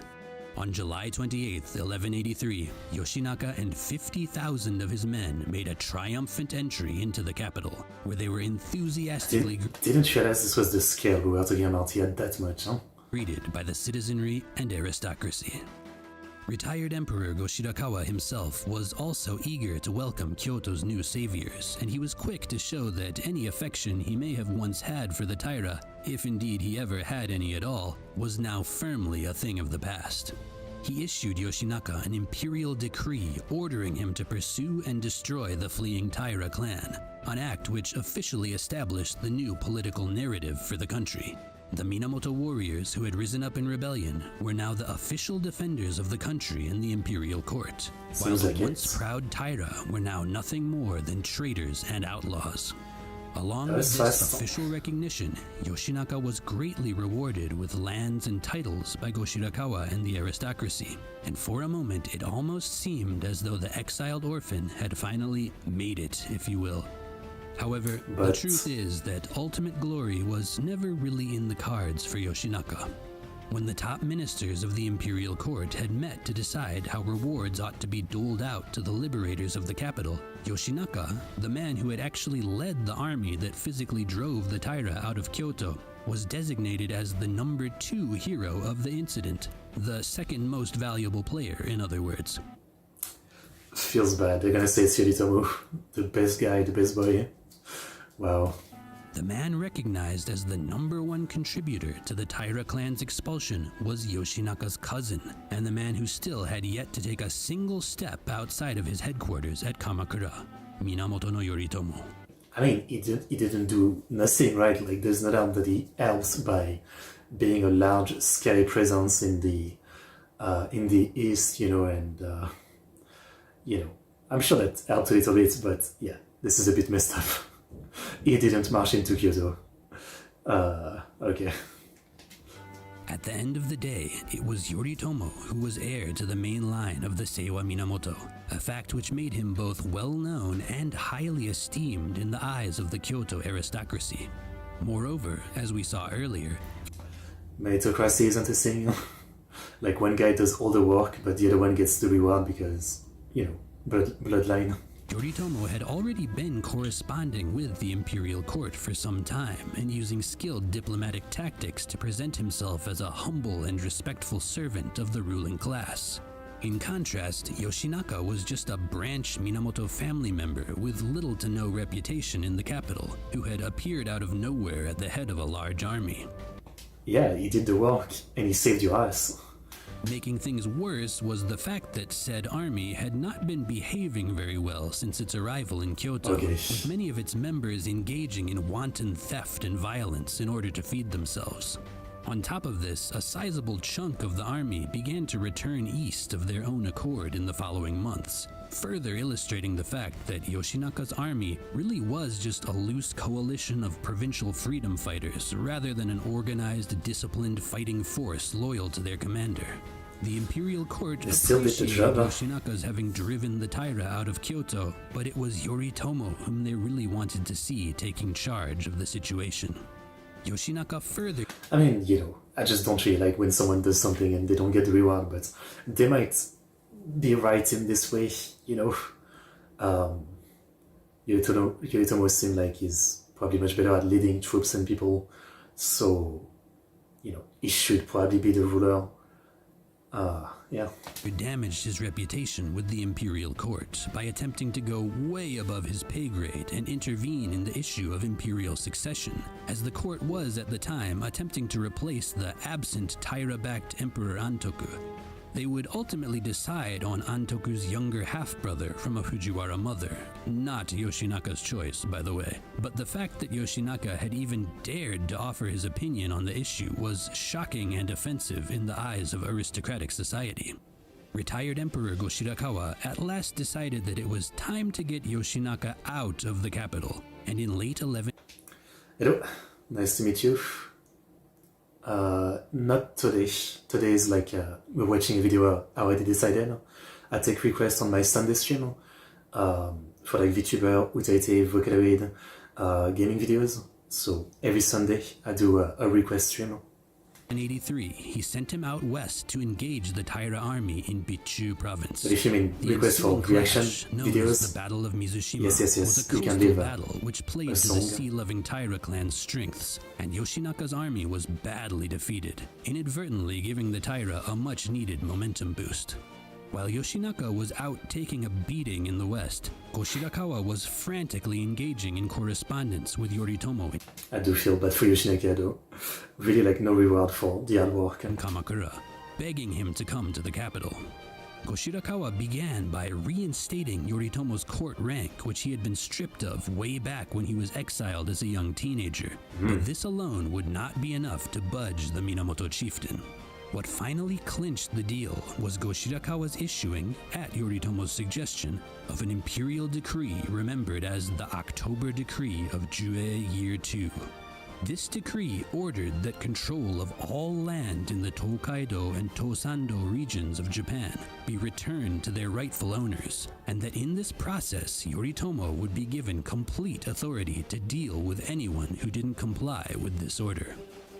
So he didn't ask for like being the emperor per se, but it still asks for like an amount of power that's close to that. It may not be immediately apparent from this wording, but what the order meant in a nutshell is that Goshirakawa had effectively conceded control of eastern Japan to Yoritomo. And many scholars mark the issuing of the October Decree as the real birth of the Kamakura shogunate. The defeated Yoshinaka returned to Kyoto shortly after the issuing of the October Decree, and he expressed his strong displeasure to the retired emperor about the political decisions that had been made in his absence. Amidst rumors that Yoritomo's warriors were already scouting out the provinces around the capital, friction between Yoshinaka and Goshirakawa finally reached a peak, and a desperate Yoshinaka wound up attacking Goshirakawa's residence and placing the retired emperor under house arrest. In the weeks that followed, Yoshinaka conducted himself almost as if he were the second coming of Taira no Kiyomori, ruling Kyoto as an iron-fisted dictator, and eventually even appointing himself to the position of shogun. However, by late January 1184, two large armies under the respective commands of Yoritomo's two younger half-brothers, Minamoto no Yoshitsune and Minamoto no Noriyori, had reached the capital to liberate it from their mentally unraveling cousin. By this point, food shortage and loss of popularity had resulted in Yoshinaka's once massive army being reduced to just a few hundred, and he was numerically no match for the fresh Kamakura forces. Yoshinaka attempted to halt his enemy's advance at the Uji and Seta rivers, destroying bridges and booby-trapping shallow regions with nails and nets, but it was only a matter of time before both defensive points were breached, and Yoshinaka's waiting forces were overwhelmed by their foes. Yoshinaka himself met his end at Awazu on the shore of Lake Biwa, having fought his way there from Kyoto with a tiny cohort of his most loyal followers. Among these followers is said to have been his childhood friend and lover, Tomoe Gozen, one of the most famous female warriors. Oh, Tomoe Gozen. Yes.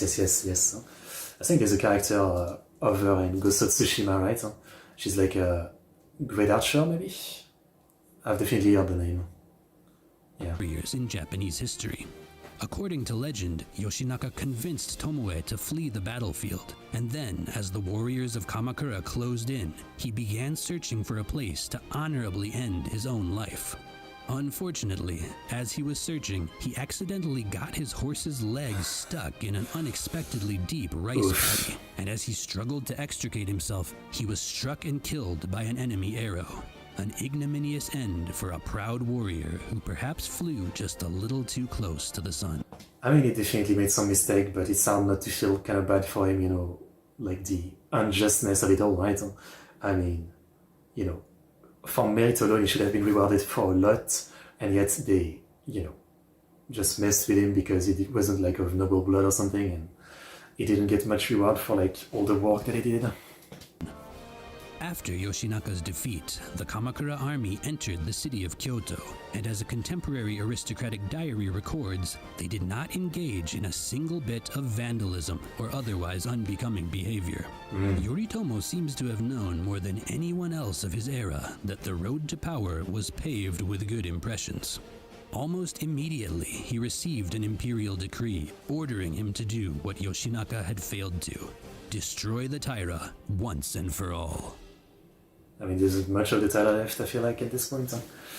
Alright, I'm gonna take a quick break before we finish the epic tale of the Genpei well. I do need to get something else to drink. Coming back in 5 minutes, and then we finish with the last half hour of this documentary. Coming back. Oh, right here.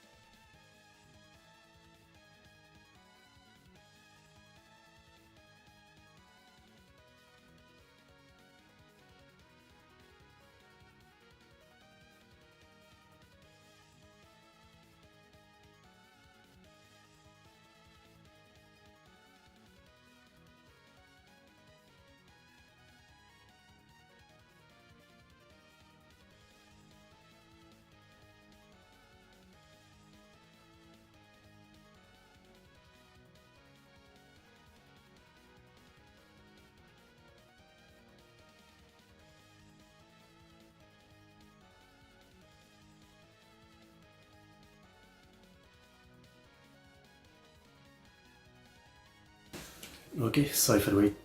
I am back. So yeah, let's finish the tale of the Genpei well. Obviously, I think the ending is pretty obvious, but how do we get there and what are the twists and turns that are left? Let's find out. Minamoto no Yoshitsune. About the name The Yoshitsune. Kamakura Minamoto army was, as mentioned previously, led by Yoritomo's two younger half-brothers, Minamoto no Noriyori and Minamoto no Yoshitsune. Both men shared the same father with Yoritomo, but their mothers were different women of lower rank, making themselves both also lower-ranking members of the Minamoto clan. Bastards in a sense, although the concept does not translate exactly. In the case of the latter, Yoshitsune, his mother was a lady-in-waiting to one of Emperor Konoe's wives, and he was only an infant when his father perished in 1159's Heiji disturbance. According to legend, his mother saved him from execution at the hands of the Taira by offering herself up as a concubine to Taira no Kiyomori, who was swayed into accepting the deal on account of her unparalleled beauty. Messed Around up the way age to do of this. 7, Yoshitsune was sent off to Kurama Temple, north of Kyoto, where he was to be raised to become a Buddhist priest, the only avenue of existence which Taira no Kiyomori was willing to permit for him. However, shortly before he was to officially enter the priesthood as a teenager, he supposedly learned of his true identity as the son of Minamoto no Yoshitomo, and he fled Kurama Temple for Japan's wild northeastern frontier, the Tohoku region, known as Oshu during this era. He took refuge in Tohoku as a guest of Fujiwara no Hidehira, head of the Oshu Fujiwara family, which had been Always a governing the Fujiwara. north since the end of the later 3 Years' War nearly 100 years previously. The Oshu Fujiwara were practically like an independent dynasty in this era, sending generous and regular tributes of horses and gold to the emperor in Kyoto, but otherwise being allowed to maintain hereditary rule over their territory. Yoshitsune stayed with the Oshu Fujiwara in their regional capital of Hiraizumi for the next 6 years or so, although at some point during this period he is said to have temporarily made his way back to Kyoto, where he defeated the rogue warrior monk Benkei and won his allegiance as a loyal follower. Okay, yeah. I know of Benkei too. That's why I know of Yoshitsune. It's from the visual novel Magikoi. Actually, it's Magikoi S, where it's, like an edoge, but a lot of it is characters fighting each other with like martial arts and some powers, and some of them are based on like historical figures. So like in Magikoi S, which is the second one, they introduce Benkei, Yoshitsune, some pretty good character, I would say. Oh shit, that was dangerous. Yeah, Benkei is this one. She's great. She's like this very like drunk type Onesan. She's great. Yoshitsune is a bit more like a playful ninja type, I guess. Yeah, I love Magikoi. If you guys didn't know, I mean, the only visual novel that I've ever had like a physical edition of was Magikoi. So yeah, I guess I know some of those characters from that, and also some anime, because like Yoshitsune, Benkei, even Tomoe from Oriel, I never realized they were from the Genpei War, but I guess some of those characters are often like, they have like an anime version of them, even if like, I think a lot of the time they're definitely not put into the right historical timeline, but I guess they're legendary enough, yeah. The truth of Benkei's actual historical existence is highly dubious, but he is nevertheless one of the most famous and beloved figures in Japanese history, and a name that is difficult to leave out of any discussion of Minamoto no Yoshitsune. Either way, it seems that the young Yoshitsune, being a sort of outcast misfit of the Heian warrior world, I love may gender have been bender finding his stories. own ways to slowly put together a small but loyal band of ragtag followers. In 1180, when Yoshitsune heard that his older half-brother Yoritomo had risen up against the Taira in response to Prince Mochihito's decree, he made his goodbyes to Fujiwara no Hidehira and headed south in the hopes of joining Yoritomo's cause. He is said to have reached Yoritomo's camp the day after the great Minamoto victory at the Battle of the Fuji River, tearfully greeting his older sibling for the first time and officially entering into his service. For the next few years, Yoshitsune would reside in Kamakura, apparently living in a room within Yoritomo's residence and building up strong enough brotherly bonds to be entrusted with the command of troops during the campaign against Kisoyoshinaka in late 1183 and early 1184. While Yoshitsune, his older half-brother Noriyori, and the warriors of Kamakura had been busy putting an end to Yoshinaka's brief reign of terror in the capital, the Taira had been quietly preparing to attempt their long-awaited comeback. You will recall that shortly before his demise at the hands of the Kamakura army, Yoshinaka had also suffered a loss to the Taira in Bichu province, and the Taira had used the momentum from their victory there to begin making a push back east. At the beginning of 1184, the Taira had re-entered their late patriarch Kiyomori's old base of Fukuhara, and they began fortifying their position there in the hopes of using it as a launching pad to eventually retake the capital. At the beginning of February, with less than 2 months having passed since their victory against Yoshinaka, Yoshitsune and Noriyori set out for Fukuhara to engage the Taira. Once again, they divided their force in two, with Noriyori approaching the Taira position frontally from the east, and Yoshitsune swinging around to attack their rear from the west. I guess. After winning a skirmish at Mount Mikusa north of the main Taira position, Yoshitsune further divided his force, ordering the main contingent to advance as planned to attack the Taira from the west, while he and a small strike force would move directly through the mountains to hit the enemy unexpectedly from the north. They supposedly proceeded through this treacherous mountain route under the guidance of a local hunter and his son, who guided them along a little-known path used by wild deer. On the morning of the 6th, Noriyori's forces engaged the Taira to the east of Fukuhara at a place called Ikuta, while Yoshitsune's main force engaged them to the west of Fukuhara at their fortification at Ichinotani, all according to plan. The battle was apparently an evenly matched affair until Yoshitsune's strike force emerged out of the mountains to the north of Ichinotani, galloping down the steep cliffside to throw the unprepared Taira army into total chaos. Before long, the Taira forces had been completely routed, and they began running for their nearby ships anchored along the coast, abandoning Fukuhara and fleeing seaward. In this battle, remembered afterwards as the Battle of Ichinotani, the Taira are said to have lost around 1,000 horsemen, as well as nearly a dozen prominent members of their own family, with perhaps the most famous casualty being one Taira no Atsumori. The young Atsumori was only 17 and renowned for his looks and his musical skill. According to legend, Atsumori was running for the ships along with his fellow warriors during the Taira. As would say, with all the usual art that we saw of women of that time, with the very long face, as would say this is the first pretty cute girl that we've seen. And it turns out it's a boy. I mean, sometimes it takes a guy to be best girl, I guess. Retreat, but he was stopped in his tracks by the Minamoto samurai Kumagai Naozane, who, not knowing who he was, called out to him from behind that showing his back to an enemy was a cowardly move. Atsumori took the bait and turned to face Naozane, engaging him in single combat but ultimately being defeated by the older warrior. Naozane ripped off Atsumori's helmet in order to behead the boy, but he hesitated upon seeing his foe's face and realizing that he was hardly any older than his own teenage son.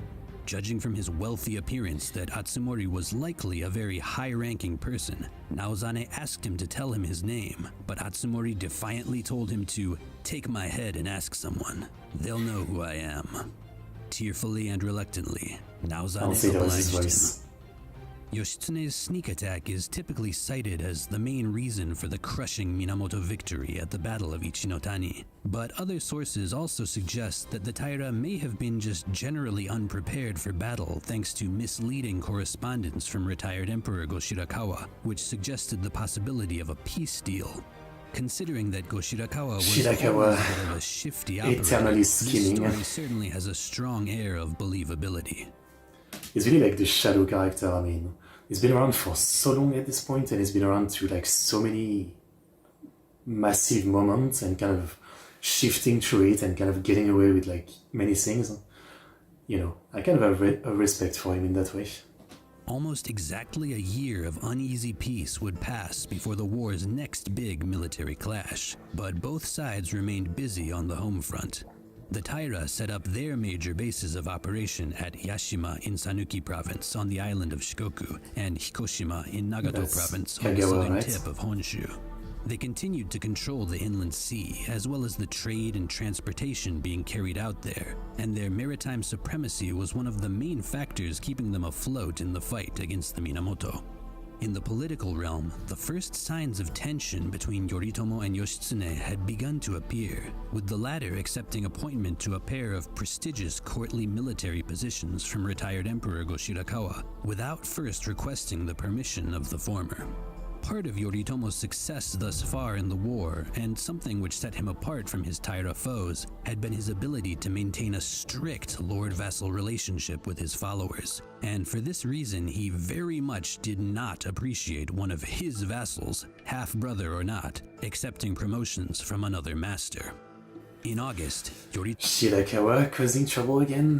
Tomo ordered Noriyori to march west with the goal of winning over Kyushu and essentially trapping the Taira in an east-west pincer. That's far away. Noriyori's army for this campaign only included about 1,000 Kanto samurai, and he seems to have greatly relied on warriors from the central regions around Kyoto, as well as local warriors from the western provinces who had formerly been vassals of the Taira. Yoritomo cautioned Noriyori to take the utmost care not to anger or upset any of these new allies, but nevertheless things did not go smoothly, and food shortages and the lack of a strong navy eventually brought Noriyori's campaign to a standstill in southern Honshu. It was at this point that the order came to Yoshitsune in Kyoto to do something to break the stalemate, and so, sometime around February 18th, 1185, the young Minamoto general crossed over to Awa province in Shikoku with the goal of attacking the Taira base at Yashima. The original plan had been to make the crossing with a full-size army, but stormy weather had made this plan unfeasible, and Yoshitsune instead crossed over with only about 150 men. After making landfall in Awa, Yoshitsune's small band made their way northwest by cover of darkness, arriving at the village of Takamatsu just south of Yashima on the following morning. They then set fire to the homes nearby, and with the massive blaze behind them masking their numbers, they crossed the shallows to Yashima and began their assault, kicking off what is remembered to history as the Battle of Yashima.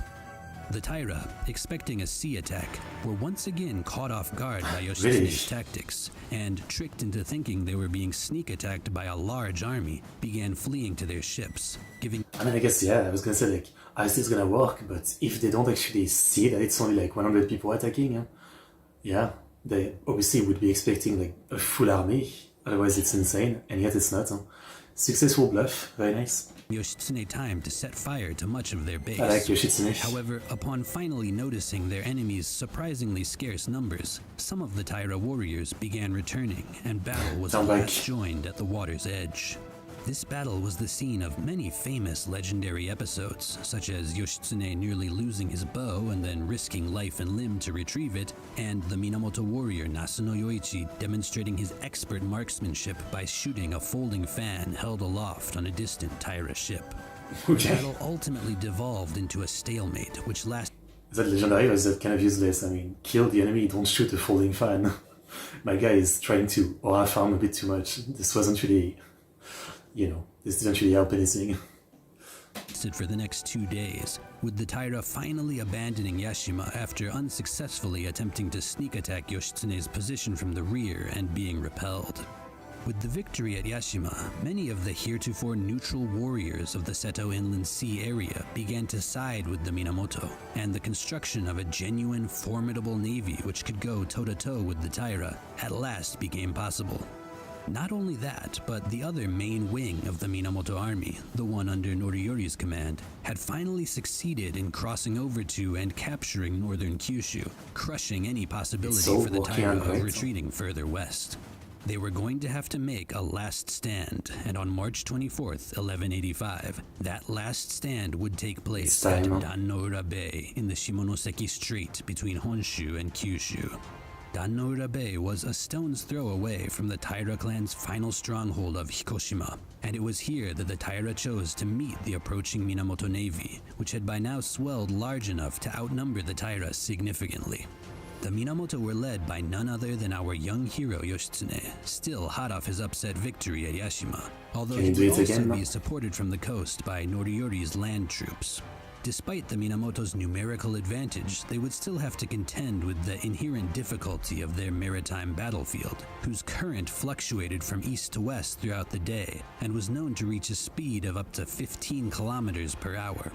At the beginning of the battle, the current was flowing east, giving an advantage to the Taira, who were on the western side and thus didn't need to fight the current to advance. Yoshitsune's fleet was being pressed hard, and sensing the possibility of defeat, Yoshitsune gave the order to his men to begin. Can you even imagine? I mean, you have to row to fight the enemy, your arms will be burning and dead, and then once you reach the enemy, you have to like try to pick up a sword. You know, probably not good, yeah? In firing their arrows at the Taira boatmen and rowers. This was something of a faux pas by the customary rules of war for the era, which frowned upon the killing of non-combatants, but Yoshitsune ignored this precedent, and his merciless judgment produced results. The Taira were thrown into disorder. Not long after, the bay's current shifted, and the Minamoto... It's hard to say someone is a non-combatant where, you know, they are like rowing the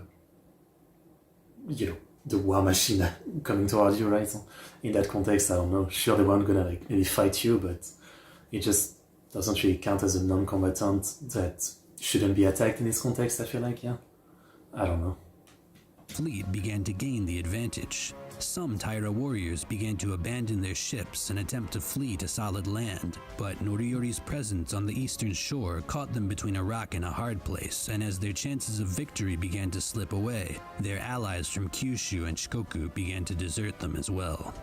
With defeat beginning to look inevitable, the preeminent members of the main Taira family began, one after another, to throw themselves into the sea, choosing death by drowning over capture and beheading at the hands of the Minamoto. Perhaps the saddest of these deaths was that of the young Emperor Antoku, still only 6 years old, who was carried to the bottom of the sea in the embrace of his grandmother, the late Kiyomori's widow. That's fucked up. According to legend, just after being told that he needed to make his goodbyes to the world that he knew, Antoku innocently asked his grandmother where they were going, and she replied that they were headed to an imperial city beneath the waves. The pair would end up taking 2 of the 3. What's the legend again? With the Tabakebako and that city under the sea. I always forget the name, but yeah. Man, that's really sad though. That's really fucking sad. Huh? Yeah. I don't know what would have happened to him if they actually captured him. I mean, he was 6 years old. And we've seen so far that, you know, sometimes they get killed, sometimes they get, you know, lenience, I don't know. Imperial treasures with them, and one of them, the Kusanagi no Tsurugi sword, would never be recovered. Oh. It was in the midst of the Taira family's self-destruction that... Damn, but it's probably there, right? I mean, if the legend is right, it's probably somewhere down there, you know? I mean, it could have been moved back around, I guess. One of the more famous episodes from the battle, Yoshitsune's Hasso Tobi, or 8-boat leap, is alleged to have taken place. The Taira family member and renowned warrior Taira no Noritsune had resolved that if he was going down, he was taking Yoshitsune with him, and so he tracked down the young Minamoto general and began attempting to deliver him a fatal blow. The sly Yoshitsune, however, refused to give Noritsune the pleasure of single combat, instead leaping 6 meters or about 20 feet, roughly the length of 8 small boats, to a distant allied vessel and leaving his angry Taira foe in the dust. This episode is quite obviously fictional, but it has remained one of the most famous legends in the Yoshitsune canon and a popular subject of painting and sculpture. I mean, you know, I'm sure he jumped to another boat, but I don't know if this is that cool, like... It's a weird legend though, like, you know, he ran away from a fight, but he jumped really fast, so he's a cool guy. That's kind of a weird way to try to make him seem cool, you know? I don't know. The Taira clan's leader, Munemori, is said to have watched in a daze as his fleet crumbled and his family died around him, paralyzed by the situation. According to legend, his subordinates, unable to watch their leader disgrace himself any further, finally pushed Munemori and his son into the water. But both being good swimmers, they failed to drown and were ultimately fished out of the sea by the Minamoto. They would eventually be executed, with Munemori famously breaking his chanting of the Nembutsu prayer just before the executioner's sword fell, to frantically ask whether his son had gone before him or not. Munemori was widely regarded by later generations to have been an incompetent leader and a poor replacement for his father Kiyomori, but at the very least, the love he had... I mean, it's not really his fault, right? Like, his dad was too good, you know, trying to live up to someone like that is kind of, you know, often too much to ask, especially because his dad literally like gave him like such a shitty situation. His dad was too good until, you know, the end, and at the end he made a lot of mistakes, and then he gave all those mistakes to his son to try to solve, which, you know, like, the dad himself might not have been able to like solve all this. I think he might have done better in the war, to be honest. I think that's fair to say, but I don't think he could have really won the war. And for his family seems hard to question. With their final loss at the Battle of Dan no Ura, the Taira, or at least the most powerful and prestigious line of the Taira, had at last met their demise. One might assume that the victorious Yoritomo would now make his way to Kyoto and take his place at the retired emperor's feet as Kiyomori's spiritual successor and the new master of military matters for the imperial court. Indeed, this seems to have been what much of the Kyoto aristocracy expected to happen, but looking back in hindsight, it is clear that the status quo had already been upended far too violently for any return to normalcy to be reached. Oh no, okay, so this is why he's gonna take power as like military, you know, dictatorship, I guess. Realistic. Emperorship. Yoritomo, in his headquarters at Kamakura, had become something akin to a regional king of eastern Japan, and he was not in any rush to discard the power base he had spent the last 5 years building. That being said, much of Yoritomo's authority was derived from the unique, emergency-esque circumstances of the Genpei War, and with the conflict's end, it was unclear how and in what capacity he would maintain his position. Thankfully for Yoritomo, little brother Yoshitsune would come through one final time to save the day, though not at all in the way that Yoshitsune himself ever could have expected. What is he gonna do? As mentioned earlier, dark clouds had already begun to appear in Yoritomo and Yoshitsune's relationship, thanks to the latter's accepting of court titles from retired Emperor Go-Shirakawa without permission. This disharmony between the half-brothers was further compounded by Yoshitsune's failure at Dan no Ura to capture Emperor Antoku alive or recover the sacred imperial sword. Wait, he's being blamed for that? Like, that's a problem? Like, you sent him with like so little warriors and he managed to make this war count and, you know, destroy the Taira, but, you know, he lost like 2 items and, you know, didn't capture the emperor, and that's enough to be mad? Okay, that's not great. Like, come on. Both of which would have been useful tools in post-war negotiations with the imperial court. Finally, Yoshitsune had also managed to get on the bad side of Yoritomo's close confidant, Kajiwara Kagetoki, as the two had often led troops together during the war and clashed over strategy disagreements on several occasions. More than anything, though, Yoritomo likely had come to see Yoshitsune as a potential threat who had a good chance of... I mean, I can't deny that, you know. Again, with like what he has accomplished on his own, Yoshitsune is definitely, you know, he might not be a bad emperor or shogun. Yeah, I can see that. Being used against him by the crafty and devious Go-Shirakawa, who already clearly had his eye on the young man. A couple of months after the Battle of Dan no Ura, Yoshitsune made his way back to Kamakura with a number of Taira prisoners to present to his older brother. But while the prisoners were accepted into custody, Yoshitsune himself was refused entry to the city. In response, Yoshitsune penned a letter to Yoritomo asserting his loyalty. So it's the same as last time, right? Like, the guy doing the most work is not getting the reward. Feels bad. I mean, some things never change, right? Yeah. But still failed to be allowed entry into Kamakura, and after several weeks of waiting, he was at last ordered to return to Kyoto.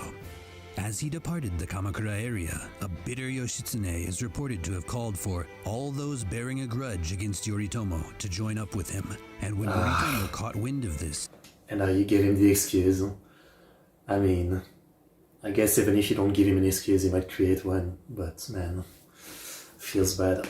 He ordered the confiscation of any and all territories awarded to Yoshitsune over the course of the war. As the months passed, Yoritomo's anger and suspicion toward Yoshitsune grew ever deeper, and in October of 1185, he at last sent a small force of Kamakura warriors to assault Yoshitsune's Kyoto residence with the intent of killing him. Yoshitsune and his followers managed to fight off this assassination squad, but it was now clear that there would be no reconciliation with Yoritomo, and so Yoshitsune turned to his royal patron, the retired Emperor Go-Shirakawa, for aid. Yeah, but I think Shirakawa always goes where the wind is blowing, and he can tell that Yoshitsune is done. At Yoshitsune's urging, the retired emperor made the shocking decision to issue an imperial decree calling for Yoritomo's elimination, apparently having now decided that the Minamoto warlord was more trouble than he was worth.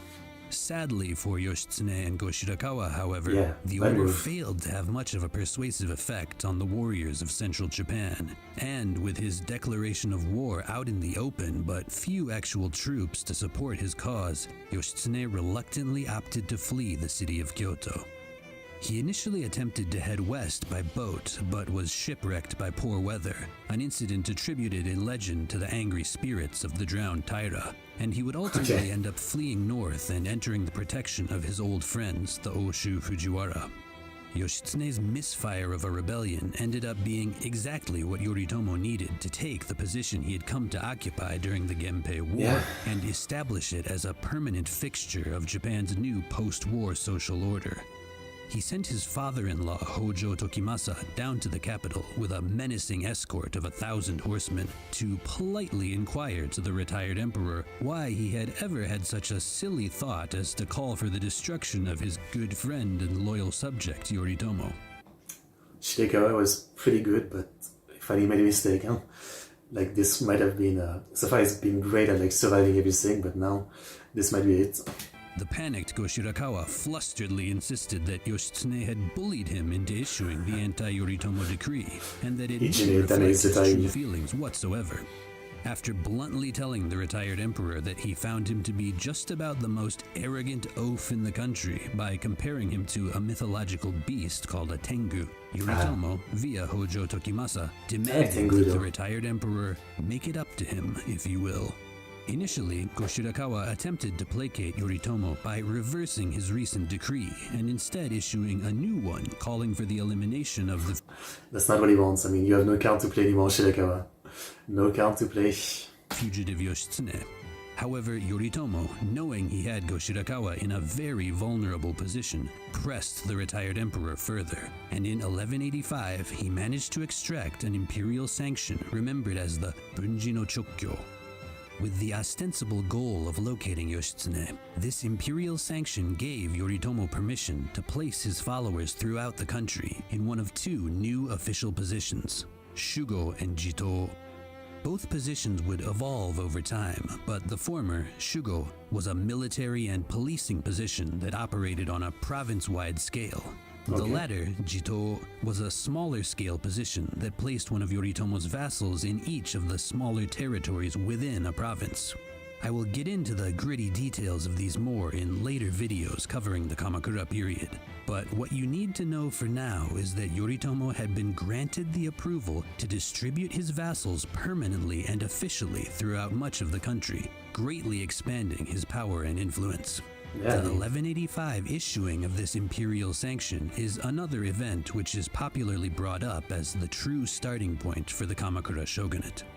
For the next 2 years, the situation between Yoritomo and Yoshitsune remained at a tense standstill, but the ball finally began to get rolling again when Yoshitsune's protector and the leader of the Oshu Fujiwara, the elderly Fujiwara no Hidehira. Fujiwara, they are pretty good at going with the wind, right? So he's gonna realize that protecting Yoshitsune is not working out, so he should, go with the flow and go with Yoritomo. Passed away near the end of 1187. I keep talking to Susan. Hidehira is said to have instructed his son and heir, Yasuhira, to continue to protect Okay, so his son is not gonna do that. I'm almost right. Yoshitsune, no matter what happened, but unable to stand up to the pressure both from Yoritomo and from the imperial court, Yasuhira at last betrayed his guest in the early months of 1189. Yasuhira dispatched several hundred warriors to assault Yoshitsune's residence, which was by this point only occupied by Yoshitsune and about 20 or so followers. According to legend, Yoshitsune's loyal companion Benkei was the last to be slain, famously remaining standing even after drawing his final breath. A pose some of you may be familiar with as having been referenced in a certain well-known manga. And others, I was literally about to say, not only Whitebeard, but in other, like, you know, stories where they use Benkei, even if it's like not in the right time period, this is what happens, yeah. Pretty cool stuff. As his followers fought to buy him time, Yoshitsune entered the prayer hall of his residence with his wife and 4-year-old daughter, whose lives he is said to have ended by his own hand before finally taking his own. Stop killing the kids, I mean, at the same time again, like, you know, no, actually, stop killing the fucking kids. I was gonna say, like, maybe the attacker will kill them, but maybe not. There's been multiple cases before where they don't. So, like, don't kill the kid and maybe they won't get killed. I don't know. Fujiwara no Yasuhira likely thought that he had saved his own skin by breaking his promise to his father and eliminating Yoshitsune. But Yoritomo was not a man who was so easily satisfied. Once again, the Lord of Kamakura saw an opportunity ripe for the taking, and without even securing the approval of the retired emperor and the imperial court, he mustered together a massive army of his warriors and began marching on the Oshu Fujiwara. At a loss for how to respond, but powerless to actually do anything to halt the flow of events, Goshirakawa would end up approving the campaign after the fact. Yoritomo's ostensible reason for his aggression was that the Fujiwara had already sealed their own fate by protecting the criminal Yoshitsune for so long. But his real motive was likely just the fact that the Oshu Fujiwara, with their near-independent control over northern Japan, were the last great military threat to him remaining in the country. For the first time in years, Yoritomo would lead his followers into battle himself, although the ensuing conflict was not nearly the great showdown one might have expected it to be. The Kamakura and Oshu forces would engage in one major clash, the 3-day Battle of Atsukashiyama in the summer of 1189. But after Yoritomo's victory here, Yasuhira would choose to abandon any further fighting and instead attempt to flee further north, possibly as far as Hokkaido. However, while camped at Nienosaku in what is modern Akita Prefecture, Yasuhira was betrayed and murdered by his disillusioned subordinates, and his head was delivered to Yoritomo, who had by this point already captured Hiraizumi. For Yoritomo, the campaign against the Oshu Fujiwara was not only an opportunity to destroy a powerful potential enemy, but that's it, yeah, I mean, now he's got like no real enemies in Japan, he's got everything now. The Taira are gone. Well, not all the Fujiwara are gone, because there's always more Fujiwara, right? But yeah, that's it. He's done it. and obtain a wide expanse of lucrative territory to distribute to his vassals, but it was also a chance to engage in something of a symbolic reenactment of the former 9 Years' War, fought by his and his followers' ancestors more than a century before. The significance of the fact that they were marching across the old battlefields of their forefathers under the descendant of those forefathers' general was almost certainly not lost on the Kamakura warriors, and it likely served to even further strengthen the lord-vassal bonds upon which Yoritomo's nascent government was based. With the death of Yoshitsune and the fall of the Oshu Fujiwara, we officially reach the end of our tale. Yoritomo would go on to shore up his power as the leader of the Kamakura shogunate over the next several years, eventually being invested by the imperial court with the title which gives the Kamakura shogunate its name. This title, Seitai Shogun, was granted to Yoritomo in 1192, and it gave him a sort of nebulous yet imposing military authority, while allowing him to remain out east and maintain a healthy distance between himself and the capital.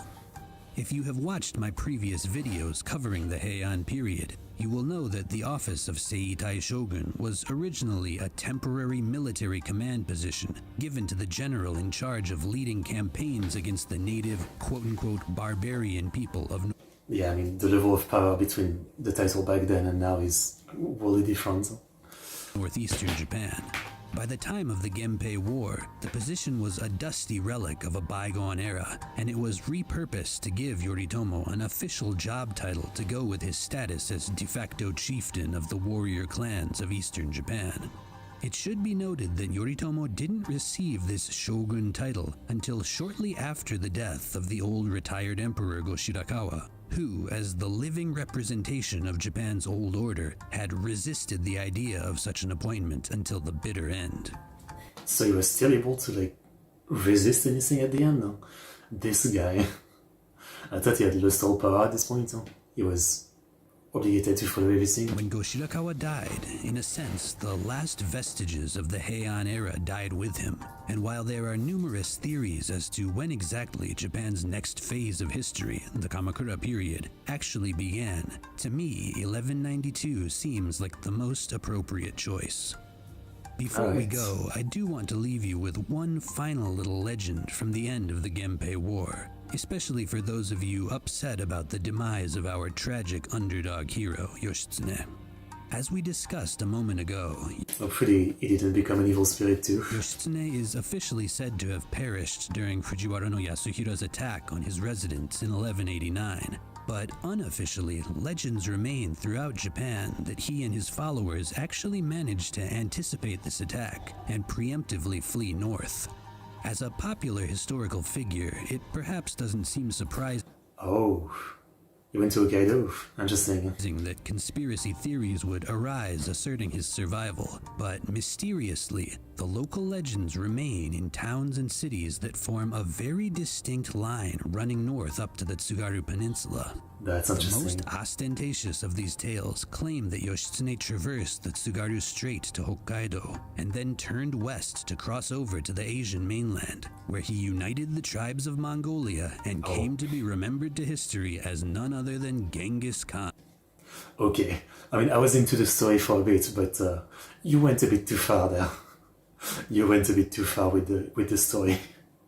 Yoshitsune was a cool guy, but come on. Well, it was Genghis Khan actually, like, did he start his conquest around this time? I don't have the dates of the Mongol Empire and the Khanate invasion. This story is, of course, preposterous, but it is fun to imagine when you consider that. Oh yeah, here we go. 1162, yeah, okay. That Yoshitsune and Genghis Khan's alleged birth years line up pretty well, and that a century or so later, the Mongol Empire would end up presenting perhaps the greatest threat to the Kamakura shogunate that they ever faced. I guess it's a fun story if you look at it like this, yeah. Someone should definitely make like some alternative history manga or anime like that. Even if he didn't go on to become the Great Khan, it isn't nearly as much of a stretch to imagine that Yoshitsune made it up to Hokkaido and quietly lived out the remainder of his years with his family and war buddies. Or perhaps that is simply what I want to believe. Yeah, I do kind of feel bad for him, so it'd be nice if he was able to make it. Yeah. If you made it to the end here, I want...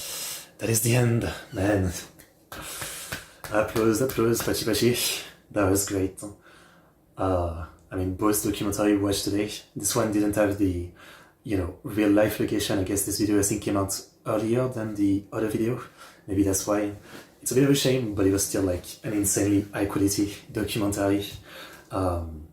Insanely interesting. I had always heard the name of the Genpei War, and watching this I realized that I knew a lot of the character in very broken way, like Benkei, Tomoe, Yoshitsune, Yoritomo. A lot of this name I've seen like different anime manga stuff and references without really knowing much of the scope or the story of it. But yeah, this was mighty interesting, on top and right at the end of the Heian period, which was already like maybe the most interesting of them all. So much interesting stuff, and yeah, we've reached the point of the samurai bushi being fully established, the shogunate now being a thing, and yeah, the Kamakura period is next, which top of my head again I can say I don't really know much, but once we get into it I'm sure I'll know some stuff. But yeah, 2 videos today were incredible, like really interesting stuff. Really enjoy learning about all this and clarifying a lot of names and events that I might have a passing knowledge about, I would say. Yeah, Byoden Japanese history is definitely big. Really good stuff, and can't wait to watch more. Again, next time we get into the Kamakura period, there's how many episodes? 3 episodes? Yeah. Actually, we might even go into the Muromachi. I mean, it depends. because I might not just do next time the 3 episodes of the Kamakura period. I'll have to look up if there's any like big conflict in the Kamakura period, and if there's like any kind of side videos fully covering the conflict. Then maybe I'll add them like I just did this time around for the Heian period. I might do that as we go forward into the history. But yeah, really, really interesting stuff. I really enjoyed it. So we'll continue next week. I did do like 3 history streams this week, maybe less next week. But tomorrow we're doing another Japan stream where I'm gonna learn about Fukushima Prefecture. I guess I'll learn more about it than the tsunami and, you know, the not Chernobyl situation. I'm sure there's a lot more to learn about it. But yeah, mighty interesting stuff. I mean, really, really fascinating, and I love it. It's so freaking interesting, seriously. Okay, I hope you guys enjoyed the stream. Check out the link to the overall videos, absolutely. Like, subscribe, comment, and yeah, ExoticBankai. I'll see you guys next time. See you.